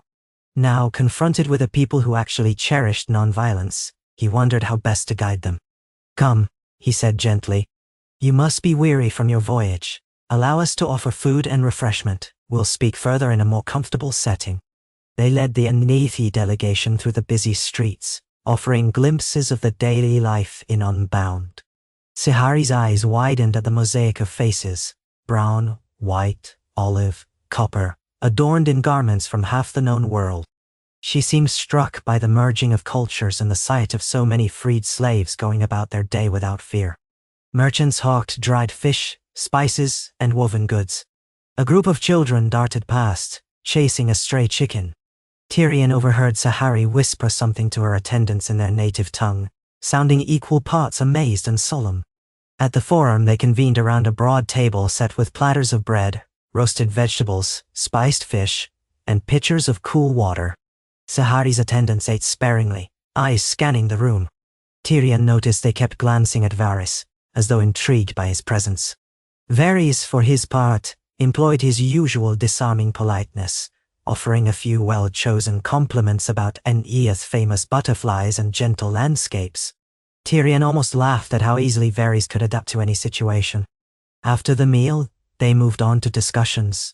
Sahari described the raids plaguing Neath, small, frequent incursions by ships from the Basilisk Isles or from certain slaver ports that seized people in the dead of night. Her voice trembled with emotion. "We have neither the inclination nor the skill to fight, but perhaps we can fortify our shores with traps, alarms, or illusions to scare them away. Or maybe we can form an alliance with another power that will patrol our waters. We are willing to trade the bounty of our island, the spices and silks you cannot find elsewhere." Tyrion leaned forward. "The simplest solution might be to hire cell sails or mercenary fleets for a time. But that's expensive, and mercenaries can be fickle. Another approach could be training your people in basic defensive tactics, watchtowers, signals, hidden caches of weapons. Even if you don't wish to kill, you can at least make yourselves a thorny target." "Nay." Sahari looked pained. "We will consider it, though we must tread carefully. Ours is a culture that teaches peace above all." Varys clasped his hands in front of him. "There is also the matter of forging alliances. If you could ally with a nearby city that has a vested interest in curbing the slave trade, perhaps their ships could protect your coastline. The question is who? Volantis supports slave raiding. Lys has its own slave markets. Tyrosh is unpredictable." Sahari's brows knit. "What about your city, Unbound? Could you—" She hesitated, as though reluctant to ask for too much. "Could you extend your protection? We know you do not have a large navy, but perhaps your cunning, your sabotage tactics, there must be something you can do to help us." Tyrion and Varys exchanged a brief, thoughtful look. Tyrion cleared his throat. "Our resources are limited, Lady Sahari. We're still building our own defenses and we're surrounded by hostile forces. To protect Neath is to risk open conflict far from our own shores. Still, we are not unwilling to help. If you establish a presence here, an embassy, if you will, we can share knowledge. We can train your volunteers in the art of fortification, subterfuge, infiltration. In turn, we ask for a mutual pledge. Any who flee slavery and reach your shores, Anathi or not, should have a clear path to join Unbound if they so desire. We have heard your people rarely turn anyone away, but we'd like to make it formal. And if we are attacked again by slavers, perhaps you can pressure your trading partners to cut off the aggressors." Nay. Sahari's relief was palpable. "That is more than generous. We can work out the exact details, but I sense my father and the council will accept." The rest of the conversation revolved around logistics, letters to be sent to Neath as council elders, arrangements for a small group of Anathi to remain in Unbound as liaisons, how to handle finances, and so forth. By day's end, Sahari was smiling, and her attendants seemed far more relaxed. Tyrion escorted them to a guest house near the Oak, explaining that they would be welcome for as long as they needed to stay. As he and Varys walked away from the guest house under the orange glow of evening, Tyrion couldn't help but sigh. "So we've begun forging ties to another distant ally. This is good, yes, but our obligations grow like vines. One day we'll have so many entanglements we risk strangling ourselves." Varys nodded sagely. "You cannot build a free city without also weaving a web of alliances. The question is how skillfully we manage them. For now, Sahari and her people seem earnest and vulnerable. It would be cruel to leave them at the mercy of raiders." Tyrion tucked his hands behind his back, gazing at the sprawl of rooftops and the newly built wall. "I want to help them, truly. But I also remember how quickly illusions of peace can shatter when faced with a determined enemy. We'll have to be cautious." No. As the weeks rolled on, Unbound's relationship with Neath moved steadily forward. A handful of Anathi settlers arrived, many of them artisans skilled in delicate forms of weaving and gardening. They brought seeds of exotic plants that seemed to thrive in Unbound's coastal climate. Their gentle demeanor softened some of the city's harsher edges. In exchange, the city's watch captains and ex-mercenaries passed on strategic lessons: how to set up perimeter signals, how to arrange spiked barriers on a beach, how to identify the signs of approaching raider ships. These teachings were carefully couched to minimize lethal force in deference to Neath's culture. Tyrion oversaw the arrangement, feeling both pride and trepidation as he observed this cross-cultural exchange. If successful, it might signal a new stage of Unbound's influence in Essos. But not all arrivals to the city came in peace. One sweltering afternoon, a battered galley limped into the harbor with tattered sails. Its main deck was piled high with ragged men and women under heavy guard. The vessel's captain, a thick-set man named Boro, claimed to be a legitimate trader who had run afoul of pirates. Tyrion, suspicious, ordered the city guard to search the ship. Their findings were chilling: hidden compartments crammed with shackles, branding irons and other instruments of bondage. Boro's cargo was indeed human, slaves from the Basilisk Isles, disguised in an attempt to slip into some less regulated port. The city guard promptly confiscated his ship and placed him under arrest. Several slavers in his employ leapt overboard rather than be taken. The freed captives were half-starved and terrified. Most spoke a Creole language that only a few translators in Unbound understood. Tyrion and the council immediately decreed they were free to remain in the city or go where they wished. But the shock of their liberation left many uncertain how to proceed. Ilona and her farmers offered to take some in, teaching them to cultivate the land. Others found places as apprentices or workers in the city's budding trade industry. A few had the know-how to crew a ship, which proved helpful when Unbound repurposed Boro's seized galley, renaming it the Liberation. Quentin trained them in the city's modest navy, teaching them how to maneuver near rocky shores and repel small-scale raids. Boro, meanwhile, demanded a trial, claiming he was innocent of wrongdoing. By Unbound's fledgling laws, he was entitled to state his case. The trial took place in the forum, where a throng gathered to witness the outcome. Boro, shackled at the wrists, stood with a sneer on his face, flanked by 2 guards.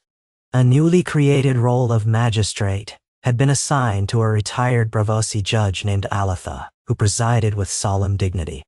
Tyrion, as a member of the council, sat to one side, listening carefully.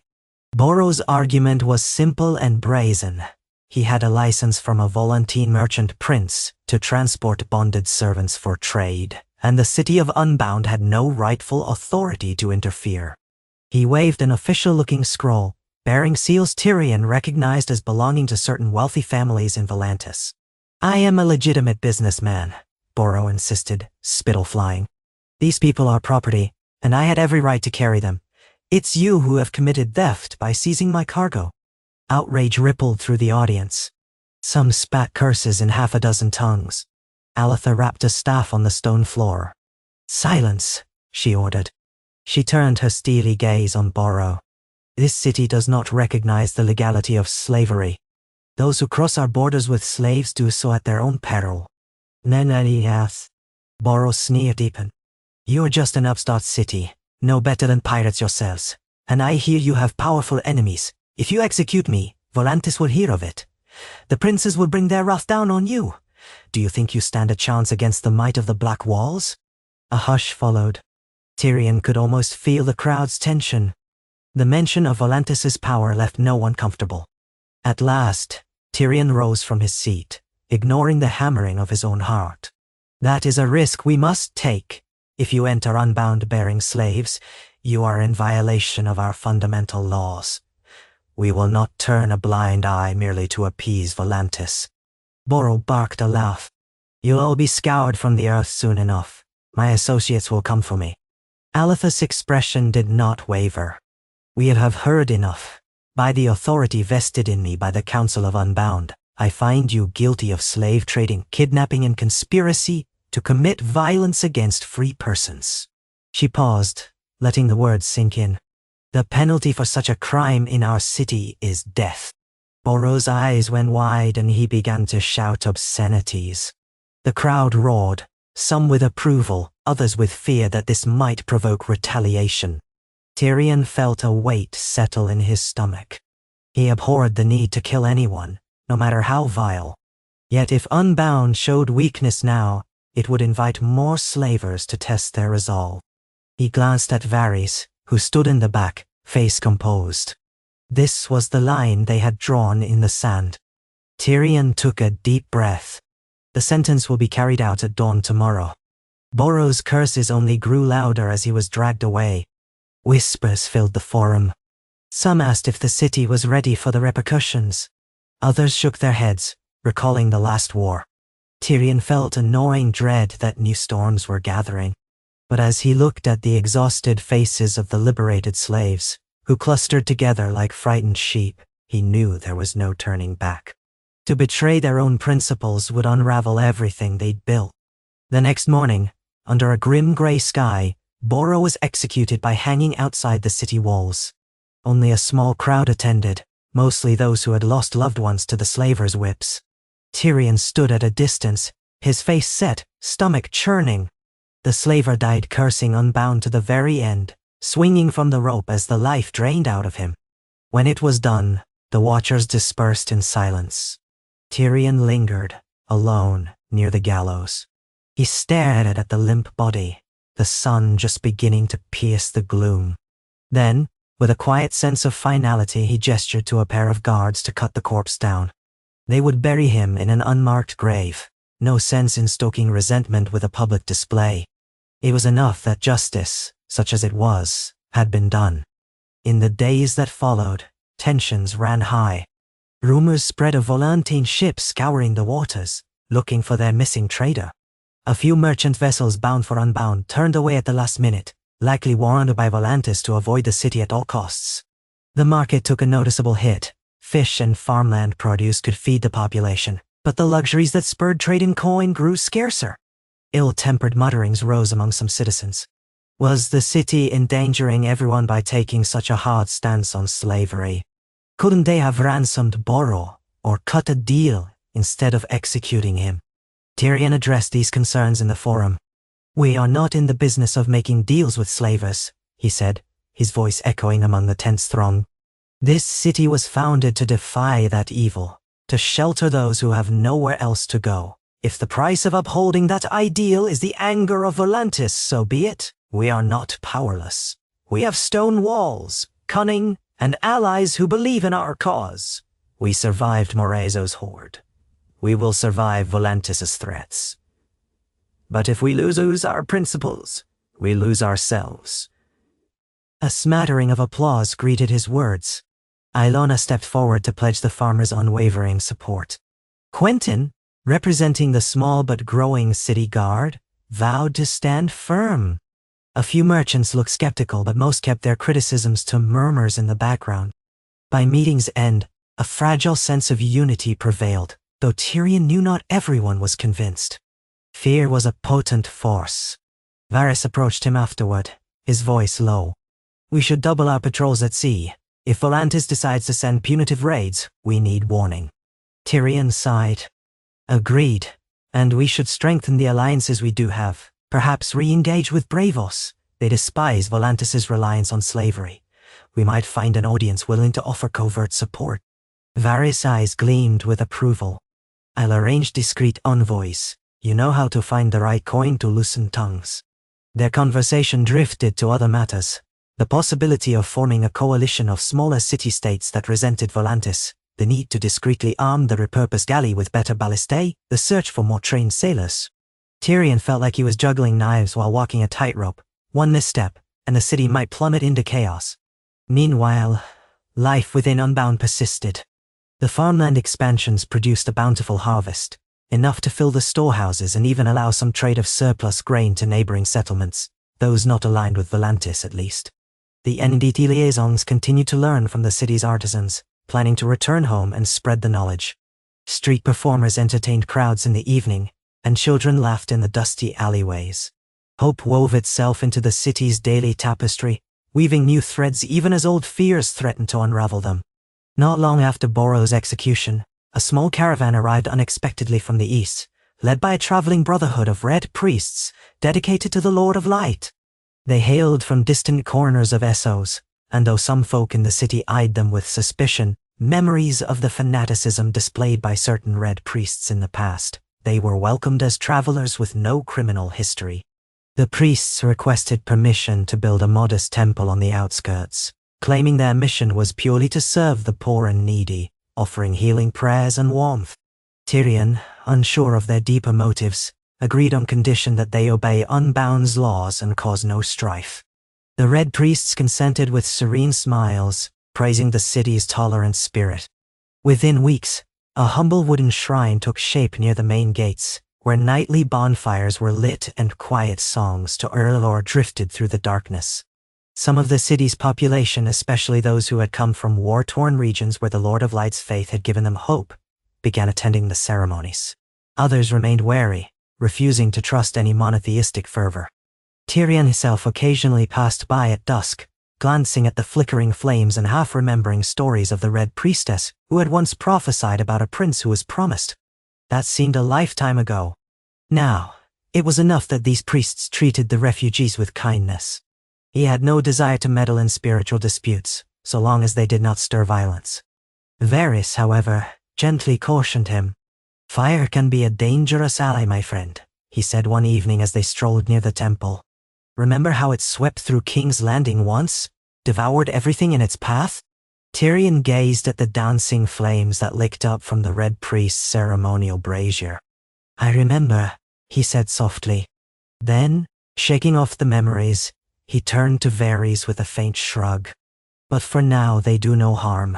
We can't cast out everyone who believes differently. That would make us no better than the tyrants we fled." Varys inclined his head. "True enough, yet keep one eye open." And so the city grew, layer upon layer, like the strata of rock that formed the coastline cliffs. Each new arrival, each new alliance or skirmish, left its mark. Tyrion found solace in the fact that despite the daily challenges, Unbound was becoming more than just a hideaway. It was a cultural mosaic.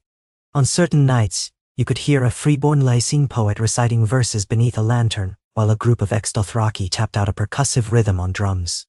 Braavosi bankers rubbed shoulders with fishermen from the stepstones. A traveling band of summer islanders played reed instruments that made the children dance with abandon in the dusty streets. The city's mood shifted frequently, from jubilant to uneasy and back again, but it pulsed with undeniable life. Yet just as it seemed the city might settle into relative stability, the rumor of a new threat slipped in like a chill wind at night. A particularly frantic merchant from Kuhor staggered into Unbound one morning, claiming he'd seen an army of Volantene troops gathering at a coastal fortress not far down the coast, Marcon's Holdfast, a place with old ties to the slaver networks. According to the merchant, the troops wore the triple-headed tiger standard of Volantis and had siege equipment in tow. They might have been preparing for a campaign against a rival city, but the merchant insisted that rumors abounded they were bound for Unbound itself. Fear spread like wildfire through the streets. Tyrion scrambled to verify the claims, sending out fast riders and small boats to gather intelligence. The tension in the air was palpable. The memory of Marazzo's siege still lingered, along with the newly minted bitterness of Volantis's feud with them. As days passed, conflicting reports arrived. Some said the fortress was merely a staging ground for an unrelated dispute. Others swore they had seen scouts bearing Volantene colors near Unbound's territory. Council meetings grew more frequent and more fraught. The city's defenders tested the ballistae, stockpiled arrows and mended any cracks in the stone walls. Tyrion and Varys labored late into the night, scribbling strategy after strategy on parchment, each more desperate than the last. Tunnels under the city? A scorched earth retreat if the walls were breached? Ambushes, feints, illusions. One dusk, as Tyrion stood atop the wall watching the crimson sun descend over the sea, he felt the old heaviness of war settle over him. The gulls cried overhead, and the waves shimmered in gold and orange. Below the city's inhabitants bustled about, children fetching water, laborers heading home, craftsmen closing up shop. Could he really subject them all to another war? And if they fell, what would become of the idea of Unbound? He barely heard Varys approach until the man spoke softly. "They're all looking to you for reassurance." Tyrion inhaled the sea air. "I'm tired of war, Varys. Tired of the endless cycle of fear and bloodshed. Maybe we should attempt a diplomatic solution. Send a peace envoy to Volantis, offer some compromise to ease their anger." Varys was silent for a moment. Then he said, "You know as well as I do that Volantis wants us gone because we're an example of what freedom looks like. They fear it'll spread, undercutting the slave trade. Compromise might only delay the inevitable." "I know." Tyrion's voice caught. He turned to Varys, eyes shining with a mixture of frustration and resolve. "But I have to try. We can't just wait for them to bring their armies to our doorstep. If there's any chance, any at all, that we can avert a siege, we must take it, even if it's a fool's gamble." Varys studied his friend's face, then nodded. "Very well. I'll gather a small delegation. We'll need to approach quietly, perhaps by ship, under a flag of truce. If they receive us, we'll negotiate. If not..." He let the unspoken remainder hang in the salt air. Tyrion placed a hand on the parapet, feeling the rough stone beneath his palm. Below, a handful of sailors practiced with grappling hooks, preparing for the possibility of boarding enemy vessels. The future seemed precarious, but that was nothing new. "I'll lead the delegation," Tyrion announced. "I'm responsible for this city. If there's a chance to save it from bloodshed, I should be the one to stand before the Volantines." Varys frowned. "It's risky, if they capture you." Tyrion shrugged. "Then I trust you to keep Unbound safe in my absence. Besides, if it all goes south, best it be me rather than an innocent soul who had no part in the city's founding." The wind rustled their cloaks. A moment later, Varys placed a slender hand on Tyrion's shoulder, a gesture of genuine concern. "So be it," he said. "But we'll plan carefully. We'll choose the route, the ship, the timing, and we'll have contingencies in place." "Contingencies," Tyrion echoed with a dry laugh. "We always do." They spent the following days assembling a small party.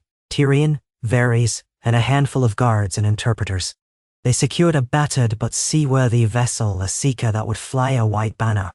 Rumors of Volantine troops continued to swirl, but none of the scouts returned with definitive proof of an imminent attack. It was enough uncertainty to warrant immediate action. On the morning they set sail, a somber hush gripped the harbor. Crowds gathered along the docks, some offering well wishes, others wearing expressions of dread.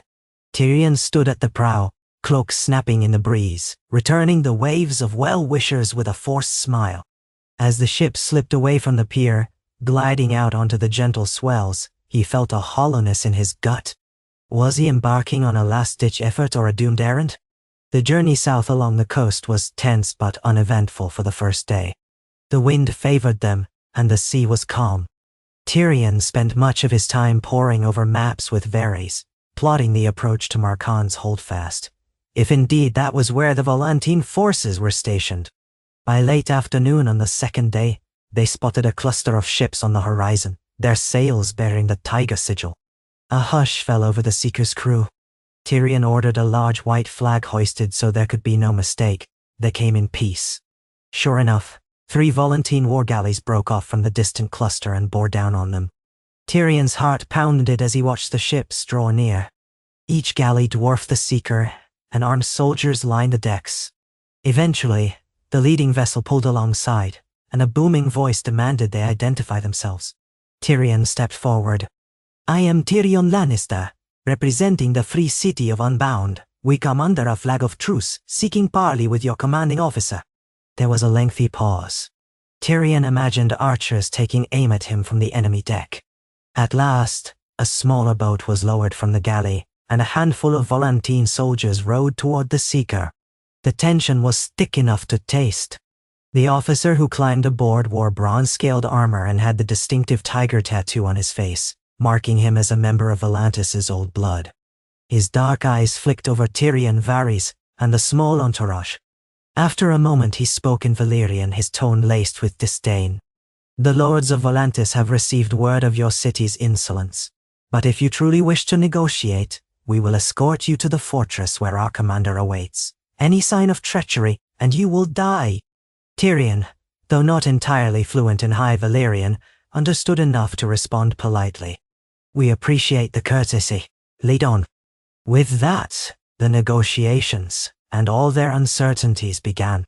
The Seeker was compelled to sail in the shadow of the war galleys, dwarfed by their size and might. Night fell as they reached Marcon's holdfast, a looming structure of dark stone, perched on a cliff overlooking a narrow bay. Torches lined the battlements, and Tyrion could make out rows of tents clustered behind the walls, indicative of a large encampment. Fear gnawed at his stomach, but he forced his expression to remain calm.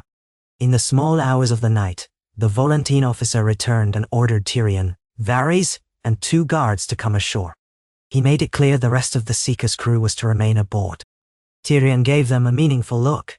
If they didn't return, the ship was to slip away and carry word back to Unbound. With that final precaution in place, Tyrion and Varys took a small boat to the shore. The fortress gates yawned open to admit them.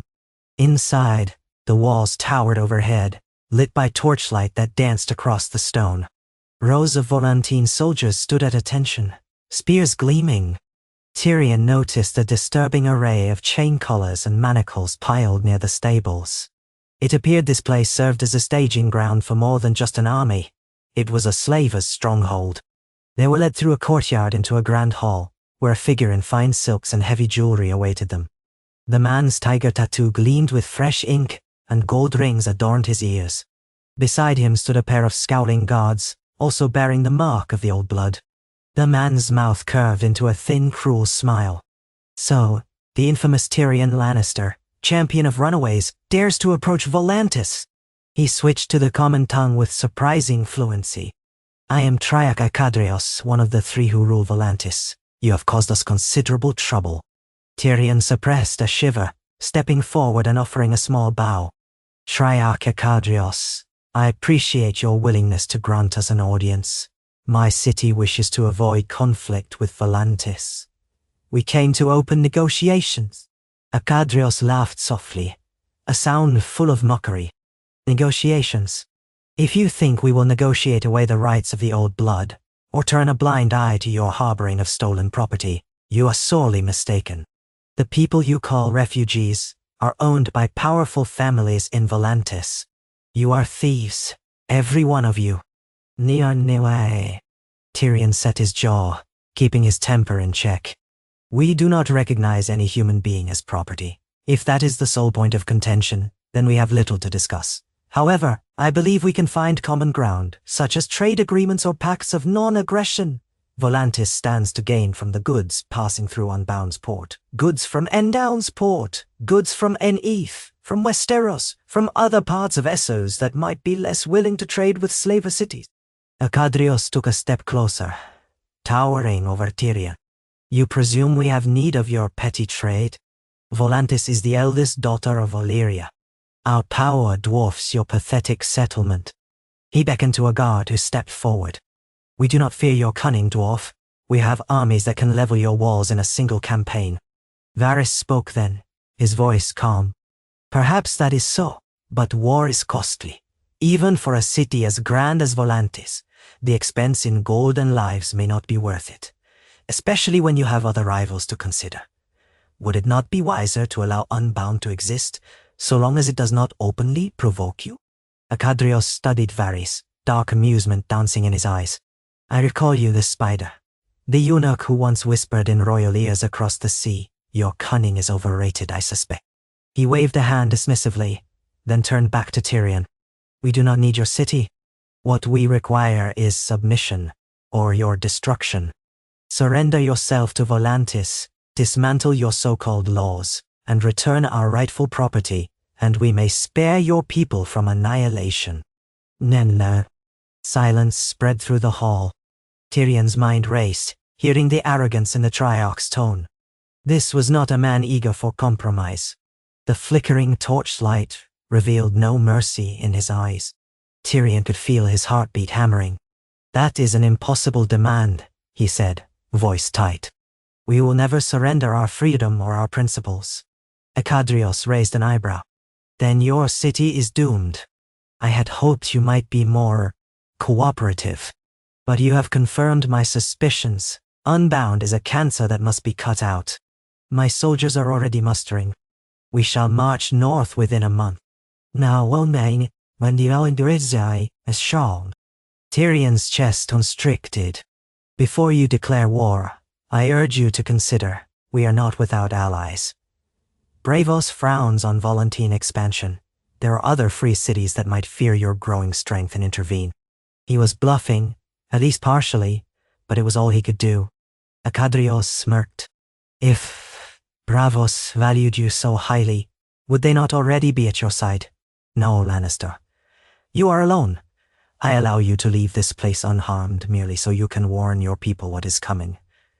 Let them know the might of Volantis will not be defied. When my banners appear on your horizon, you will wish you had bent the knee.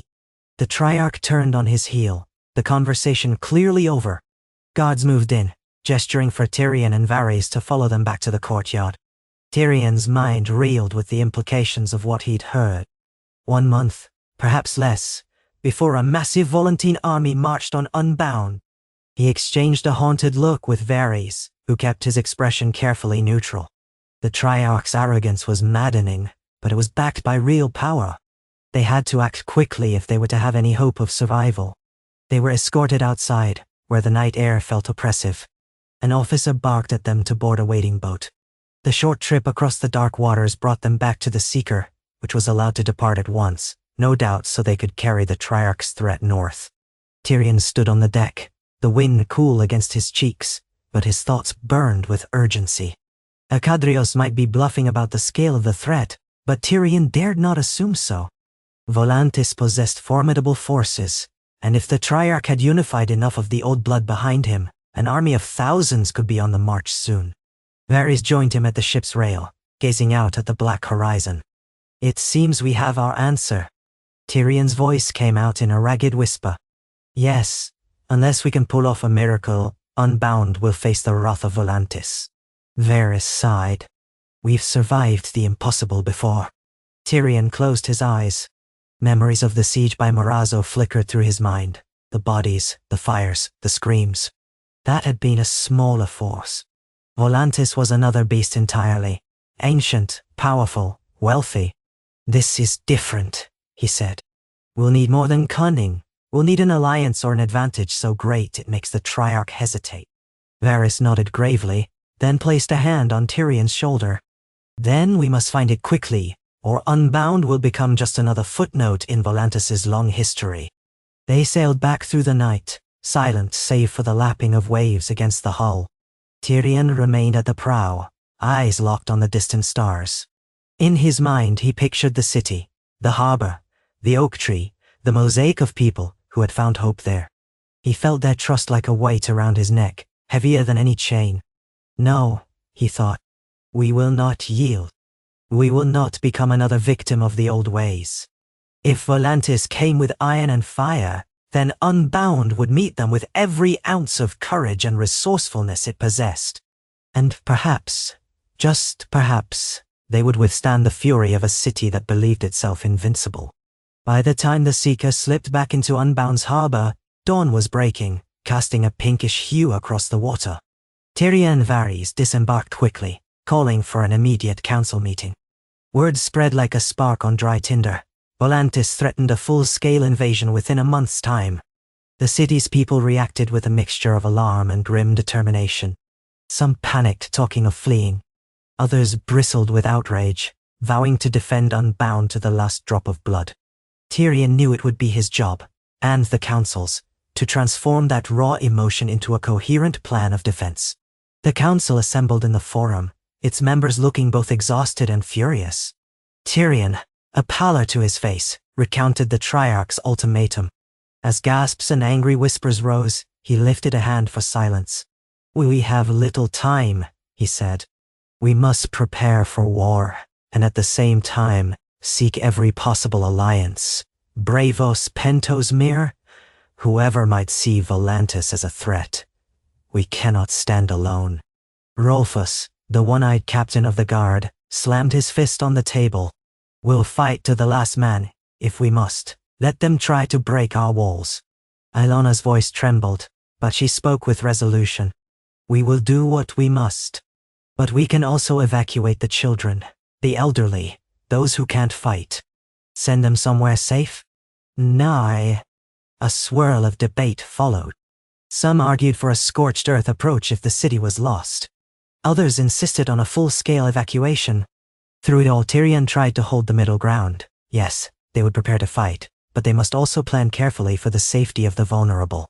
Varys, for his part, listened more than he spoke, occasionally offering a pointed suggestion, sending secret envoys to other enemies of Volantis, commissioning more weapons from blacksmiths, even forging alliances with roving mercenary bands that might bolster Unbound's ranks. Every possibility was on the table. After hours of discussion, the council passed a series of emergency decrees: fortify the walls with every available hand, stockpile food and medical supplies, send discreet embassies to Bravos and Pentos with pleas for aid or neutrality, and quietly arrange escape routes for non-combatants. Fear pulsed beneath every word, but so did a defiant resolve. Unbound had been born in the crucible of adversity, and its people were not about to surrender to the bejeweled overlords of Volantis. When the council adjourned, Tyrion felt bone-weary. He slipped out of the forum, weaving through the throngs of citizens clamoring for answers. He offered what reassurances he could, urging them to stay calm and trust the city's leadership. Eventually, he found himself in a quiet side street near the farmland. The fields stretched out in orderly rows, a testament to how far Unbound had come. The young crops swayed gently in the breeze, oblivious to the threat looming just beyond their horizons. Footsteps approached. He turned to see Varys, breathing heavily as though he'd been hurrying to catch up. "I have news," Varys said, voice hushed. "Our scouts confirm that Volantis is indeed amassing a large force. At least 5,000 foot soldiers, cavalry, siege towers, war elephants, Tyrion." Tyrion stared at the swaying crops. Elephants at their gates, an image from distant legends. "So it's real," he murmured. "Their might is unstoppable in an open battlefield. Our only chance is to force a siege, Hope our walls and cunning can hold them at bay. Nay. Varys stepped closer. We have perhaps 3 or 4 weeks. They're still organizing. That's all the time we have to galvanize new allies, or discover a trick that can tip the odds. Tyrion closed his eyes, frustration and fear warring in his chest. He thought of the men and women who had entrusted their lives to this city, of the children who played in the dusty streets, of the orchard near the oak tree where wildflowers had begun to bloom. We'll find a way, he said at last, voice rough. One way or another, we have to. Varys nodded, though doubt flickered in his gaze. I'll do what I can. Send out messages to every contact we have, from Braavos to Slavers Bay. Perhaps even the Dothraki might be convinced to harass Volantis if there's enough spoils in it. Nine say. Tyrion's breath caught, remembering the conversation he'd had with Quentyn about Dothraki Khalazars. Madness, perhaps, but desperate times demanded desperate measures. Very well, he said. Reach out to them too if that's what it takes. I'll organize the city's defenses, personally supervise the fortifications, and see if we can't devise some new siege engines of our own. They parted ways, each consumed by their tasks. Over the next weeks, the city's entire focus turned to survival. The stone walls were raised higher, reinforced with mortar. Traps and pits were dug around the perimeter. Archers drilled daily, scouring rooftops for vantage points. A rudimentary signal system was set up, beacons that could be lit in case of a night assault. Blacksmiths hammered out spears and arrowheads from dawn until dusk. A sense of grim purpose united most of the inhabitants. Even the Red Priests joined in, offering spiritual comfort to the fearful and helping haul bricks or water when needed. At night, the glow of their fires flickered across the walls, a strange sign of solidarity in the looming darkness. And that darkness fell closer each day. Scouts returned with reports of Volantis' slow but steady approach up the coastline, their forces swelling with each passing town they subjugated or coerced. Some lesser lords surrendered outright, offering supplies and soldiers in exchange for mercy. Others resisted briefly, only to be crushed, their people scattered. Tales of wanton brutality filtered back, fueling unbounded desperation and anger in equal measure. Tyrion spent restless nights pacing the top of the walls, gazing out at the star-strewn sky, imagining Volantine torches flaring on the horizon. A spark of hope arrived in a coded message from Braavos, delivered by a nimble ship under cover of darkness. The Braavosi envoy wrote that while the Sea Lord of Braavos could not openly dispatch an army, he recognized that a Volantine victory would upset the delicate balance in Essos. He offered covert financial support, enough gold to hire additional sellswords or purchase supplies. It was not the grand alliance Tyrion had hoped for, but it could tip the scales.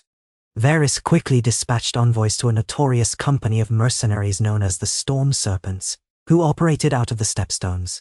Gold might entice them to defend unbound, though mercenary loyalties were always for sale to the highest bidder. Meanwhile, Quentyn proposed a plan to recruit Dothraki raiders, suggesting they ambush the Volantine supply lines, forcing the army to split its focus. Tyrion balked at the idea of inviting the Dothraki to roam near unbound. What if they turned on the city afterward? But after lengthy debate, the council proved it. They were gambling everything. Letters went out to the nearest Khalasar, bearing gifts and a promise of rich plunder if they attacked the Volantine flank. As days bled into nights, the tension became a living presence in the city. Tyrion pushed himself to the brink of exhaustion, personally inspecting the watch rotations and the progress of the walls. He spoke words of encouragement to the defenders, praising their efforts, reminding them of what they fought for, a place where no one was a slave, where the dispossessed could find sanctuary. Whether they were from Westeros, Essos, the Summer Isles or beyond, this was their city now, a home worth defending. Some responded with cheers, others with solemn nods, but none seemed prepared to lay down arms. Then, one morning, the watchman on the southern tower rang the bells, signaling approaching force. Tyrion, heart-hammering, rushed to the ramparts. A dense column of dust rose from the horizon, inching closer. A scout climbed down from the watchtower, breathless. "They carry the tiger banner," he announced. "Volantis is here." Tyrion exhaled shakily. He glanced at Varys, who stood nearby, expression grim. "So it begins," Tyrion said. "We hold the walls at all costs." The city sprang into action. Defenders manned the battlements, archers took positions on rooftops, boiling cauldrons were readied, and the gates were barred. Families who could not fight sheltered within sturdy buildings or makeshift bunkers. A hush of anticipation spread, broken only by the shuffle of feet and the rasp of steel. Tyrion climbed to the highest vantage point he could find and gazed at the approaching host. Thousands upon thousands of troops, lines of war elephants and towering siege engines, all arrayed under the blazing Volantine banner. An unstoppable tide of steel and cruelty. He pressed his lips together. "We must make them bleed for every inch," he thought. "Let them curse this day they challenged unbound." As the sun rose higher, turning the dust cloud gold, the enemy lines advanced to within half a mile, then halted. Trumpets blared. Tyrion narrowed his eyes, scanning for signs of their commander. Finally, he spotted a cluster of mounted figures, one of whom carried a long spear topped with an ornate banner. From this distance, Tyrion could not see Akadriosa's face, but he knew the Triarch was there, orchestrating the downfall of the city he despised. In a booming voice amplified by some cunning device, perhaps a horn or an enchanted funnel, a herald demanded Unbound's unconditional surrender, promising mercy for those who handed over their slaves and leaders. The city's defenders answered with silence, broken only by the whistle of the wind. In that moment, Tyrion felt every muscle tense, every nerve alive. He recalled the letter from Braavos, the frantic messages to the Dothraki. He wondered if either ally would materialize in time. Perhaps not. They might well face Volantis alone. Volantis's herald repeated the demand. Again, silence. Then, with a thunderous roar of drums, the enemy advanced. Banners snapped in the wind, armor clanked, elephants trumpeted. The ground shook. Tyrion shouted for the defenders to ready bows. Along the wall, archers drew strings. He waited, counting heartbeats, until the front lines were just within range. Then he gave the signal. A volley of arrows arced through the sky, descending on the approaching ranks. Screams rose. Some elephants reared, panicked by the stinging missiles. Yet the force pressed on, unstoppable. Moments later, the first wave slammed into Unbound's fortifications, siege towers trundling forward, the trunks of elephants battering the gates. The defenders hurled rocks, poured boiling water and pitch, shot arrows until their fingers bled. The day erupted into chaos, shouts, clangs, the acrid tang of burning pitch. Tyrion paced the walls, giving orders, risking his life to move from one embattled section to another. Volantine troops raised ladders, hooking them onto the parapets, only to be shoved back by spears. Some climbed over dead comrades, hacking at the defenders in vicious hand-to-hand combat.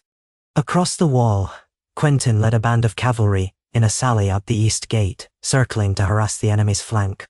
For a moment, it seemed the tactic might buy them a reprieve. But the Volantine numbers were immense. Everywhere Tyrion looked, more soldiers surged forward. Clouds of dust and smoke turned the battlefield into a haze of terror. The city's brand new stone walls held, for now, but cracks began to appear where the elephants battered them. And the siege towers inched closer, bristling with archers who rained arrows down on Unbound's defenders. Varys, perched on a separate section of the wall, oversaw the distribution of fresh quivers and arranged quick relief rotations for exhausted fighters. His calm presence steadied many, but Tyrion could see lines of worry etched into the man's usually impassive face. They both knew this was but the opening stage. If the walls were breached, the real slaughter would begin. For hours the battle raged, a grueling contest of endurance. Corpses littered the base of the walls, and the hot sun beat down mercilessly. Tyrion's voice grew hoarse from shouting commands. His limbs trembled with fatigue, yet he refused to stop. He glimpsed the Triarch's banner near the rear of the enemy host, well out of arrow range. Protected, arrogant. Another volley of flaming arrows arced overhead, landing among the city's defenses.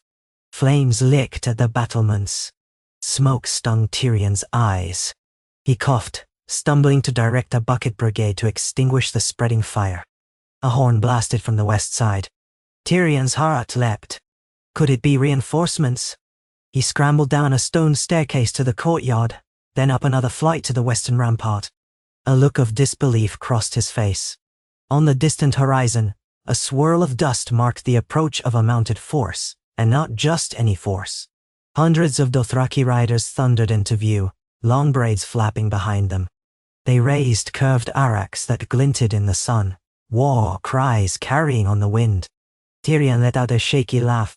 The Dothraki had come, it seemed, whether out of a desire for plunder or a new adventure, or simply because they'd taken Unbound's gold. Whatever the motive, their sudden arrival was a godsend. Within moments, the Dothraki crashed into Volantis's unprotected flank. Screams of alarm rose from the enemy lines. Horses galloped between siege engines, hacking at operators. Elephants panicked, turning around and trampling Volantene ranks. The Triarch's neat formation dissolved into confusion, forced to split forces to repel the savage cavalry assault.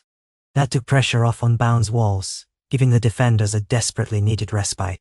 Tyrion seized the moment, ordering his own archers to concentrate fire on the nearest siege tower, which erupted in flames. Cheers rose from the wall. Yet the battle remained uncertain. Volantis boasted enough troops to pivot, forming ranks to meet the Dothraki. Their discipline and heavy armor contrasted sharply with the Dothraki's speed and ferocity, resulting in a bloody clash that threatened to bog down.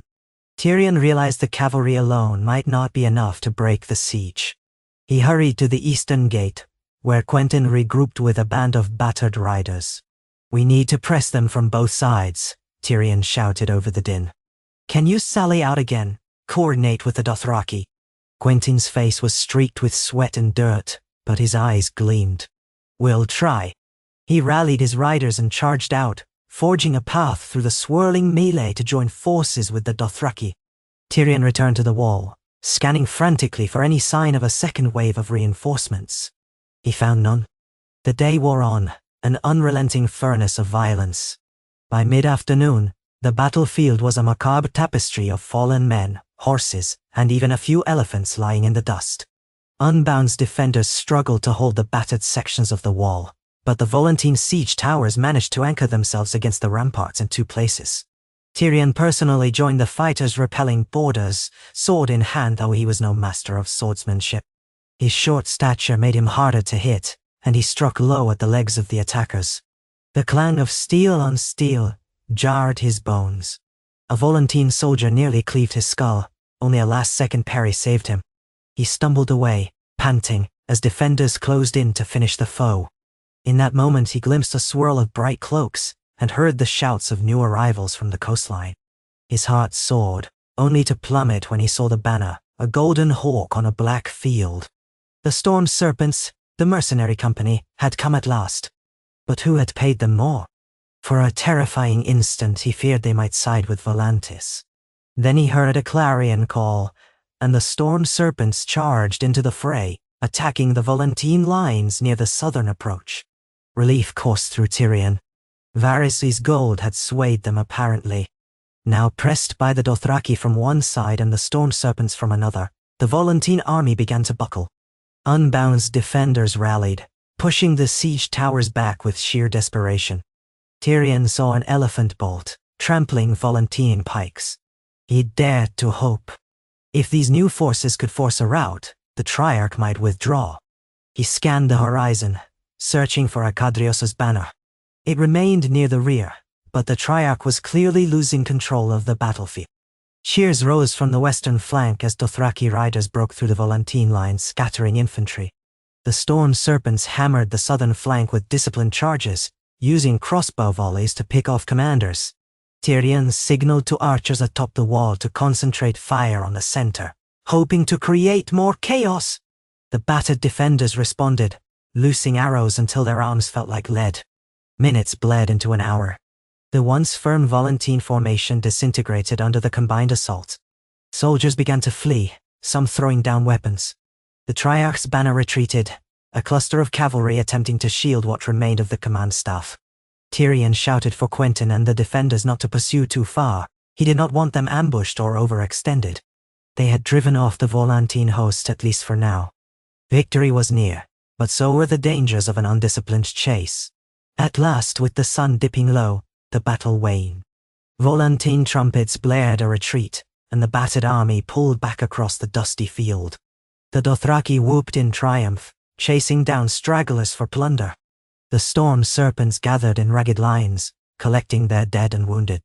Unbound's gates creaked open to allow retrieval parties to comb the battlefield for survivors. Tyrion slumped against the wall, lungs burning. Blood trickled from a shallow gash on his arm, and his legs felt close to buckling. But his heart soared with relief. The city still stood. They had not fallen to the might of Volantis. Many had died, too many, but Unbound had weathered yet another storm. As Varys approached, looking similarly exhausted, Tyrion let out a strangled laugh. "We did it," he croaked. "By all the gods, we did it." Varys leaned on the parapet, surveying the wreckage. Smoke still curled from scattered fires. "Your alliance is paid off. Dothraki, mercenaries, all of it. Still, I doubt Volantis is finished with us. They might regroup or come back with an even larger force." "No." Tyrion nodded, sobering. "Perhaps, but not today. Let us claim this victory for what it is. A testament to our city's will to remain free." He looked down at his shaking hands. "We'll mourn our dead and tend to our wounded, but I refuse to believe this was for nothing. Today, Unbound proved it can stand against the mightiest powers of the old world." The sunlight glinted on the battered walls and the broken siege engines beyond. Around them, the city's defenders lifted tired arms in celebration, hugging one another, weeping for lost friends. The Dothraki, flush with triumph and plunder, rode in circles outside the walls, chanting to the sky. The storm serpents began erecting tents, presumably awaiting their promised gold. Despite the horror of the day, a fierce pride pulsed in Tyrion's chest. Every life lost weighed upon him, yet the cause for which they had fought, the cause of freedom, burned brighter than ever. As night fell, a collective sigh of relief spread through Unbound. Torches were lit, bonfires kindled. Healers worked tirelessly to save the wounded. Soot-stained defenders slumped in alleyways, too tired to reach their homes. Tyrion found himself wandering through the chaos, offering words of gratitude and comfort. Children rushed to him, some crying for missing parents, others clutching at him for reassurance. He swallowed his tears, guiding them to the designated aid stations. Everywhere he turned, he saw the price of their stand: bleeding soldiers, collapsed buildings, scorch marks on the walls. But he also saw the heart of this city, people from every corner of the world, unified by the belief that no one should live in chains. By the time he reached the oak tree near the cistern, the moon was high, silvering the leaves.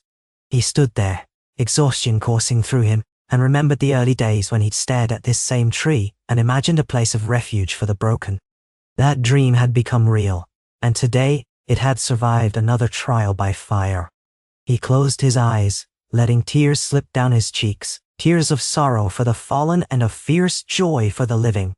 In the distance, he could hear the faint strains of a lament, a slow, somber tune sung by a handful of survivors, their voices echoing in the smoky air. Footsteps crunched on the path. Varys appeared, limping slightly, a bandage wrapped around his leg. He gave Tyrion a weary smile. "I thought I might find you here." Tyrion chuckled softly, wiping his eyes. "The old oak endures." "Like Unbound," Varys said. They stood together in silence, listening to the night's hush settle over the battered city.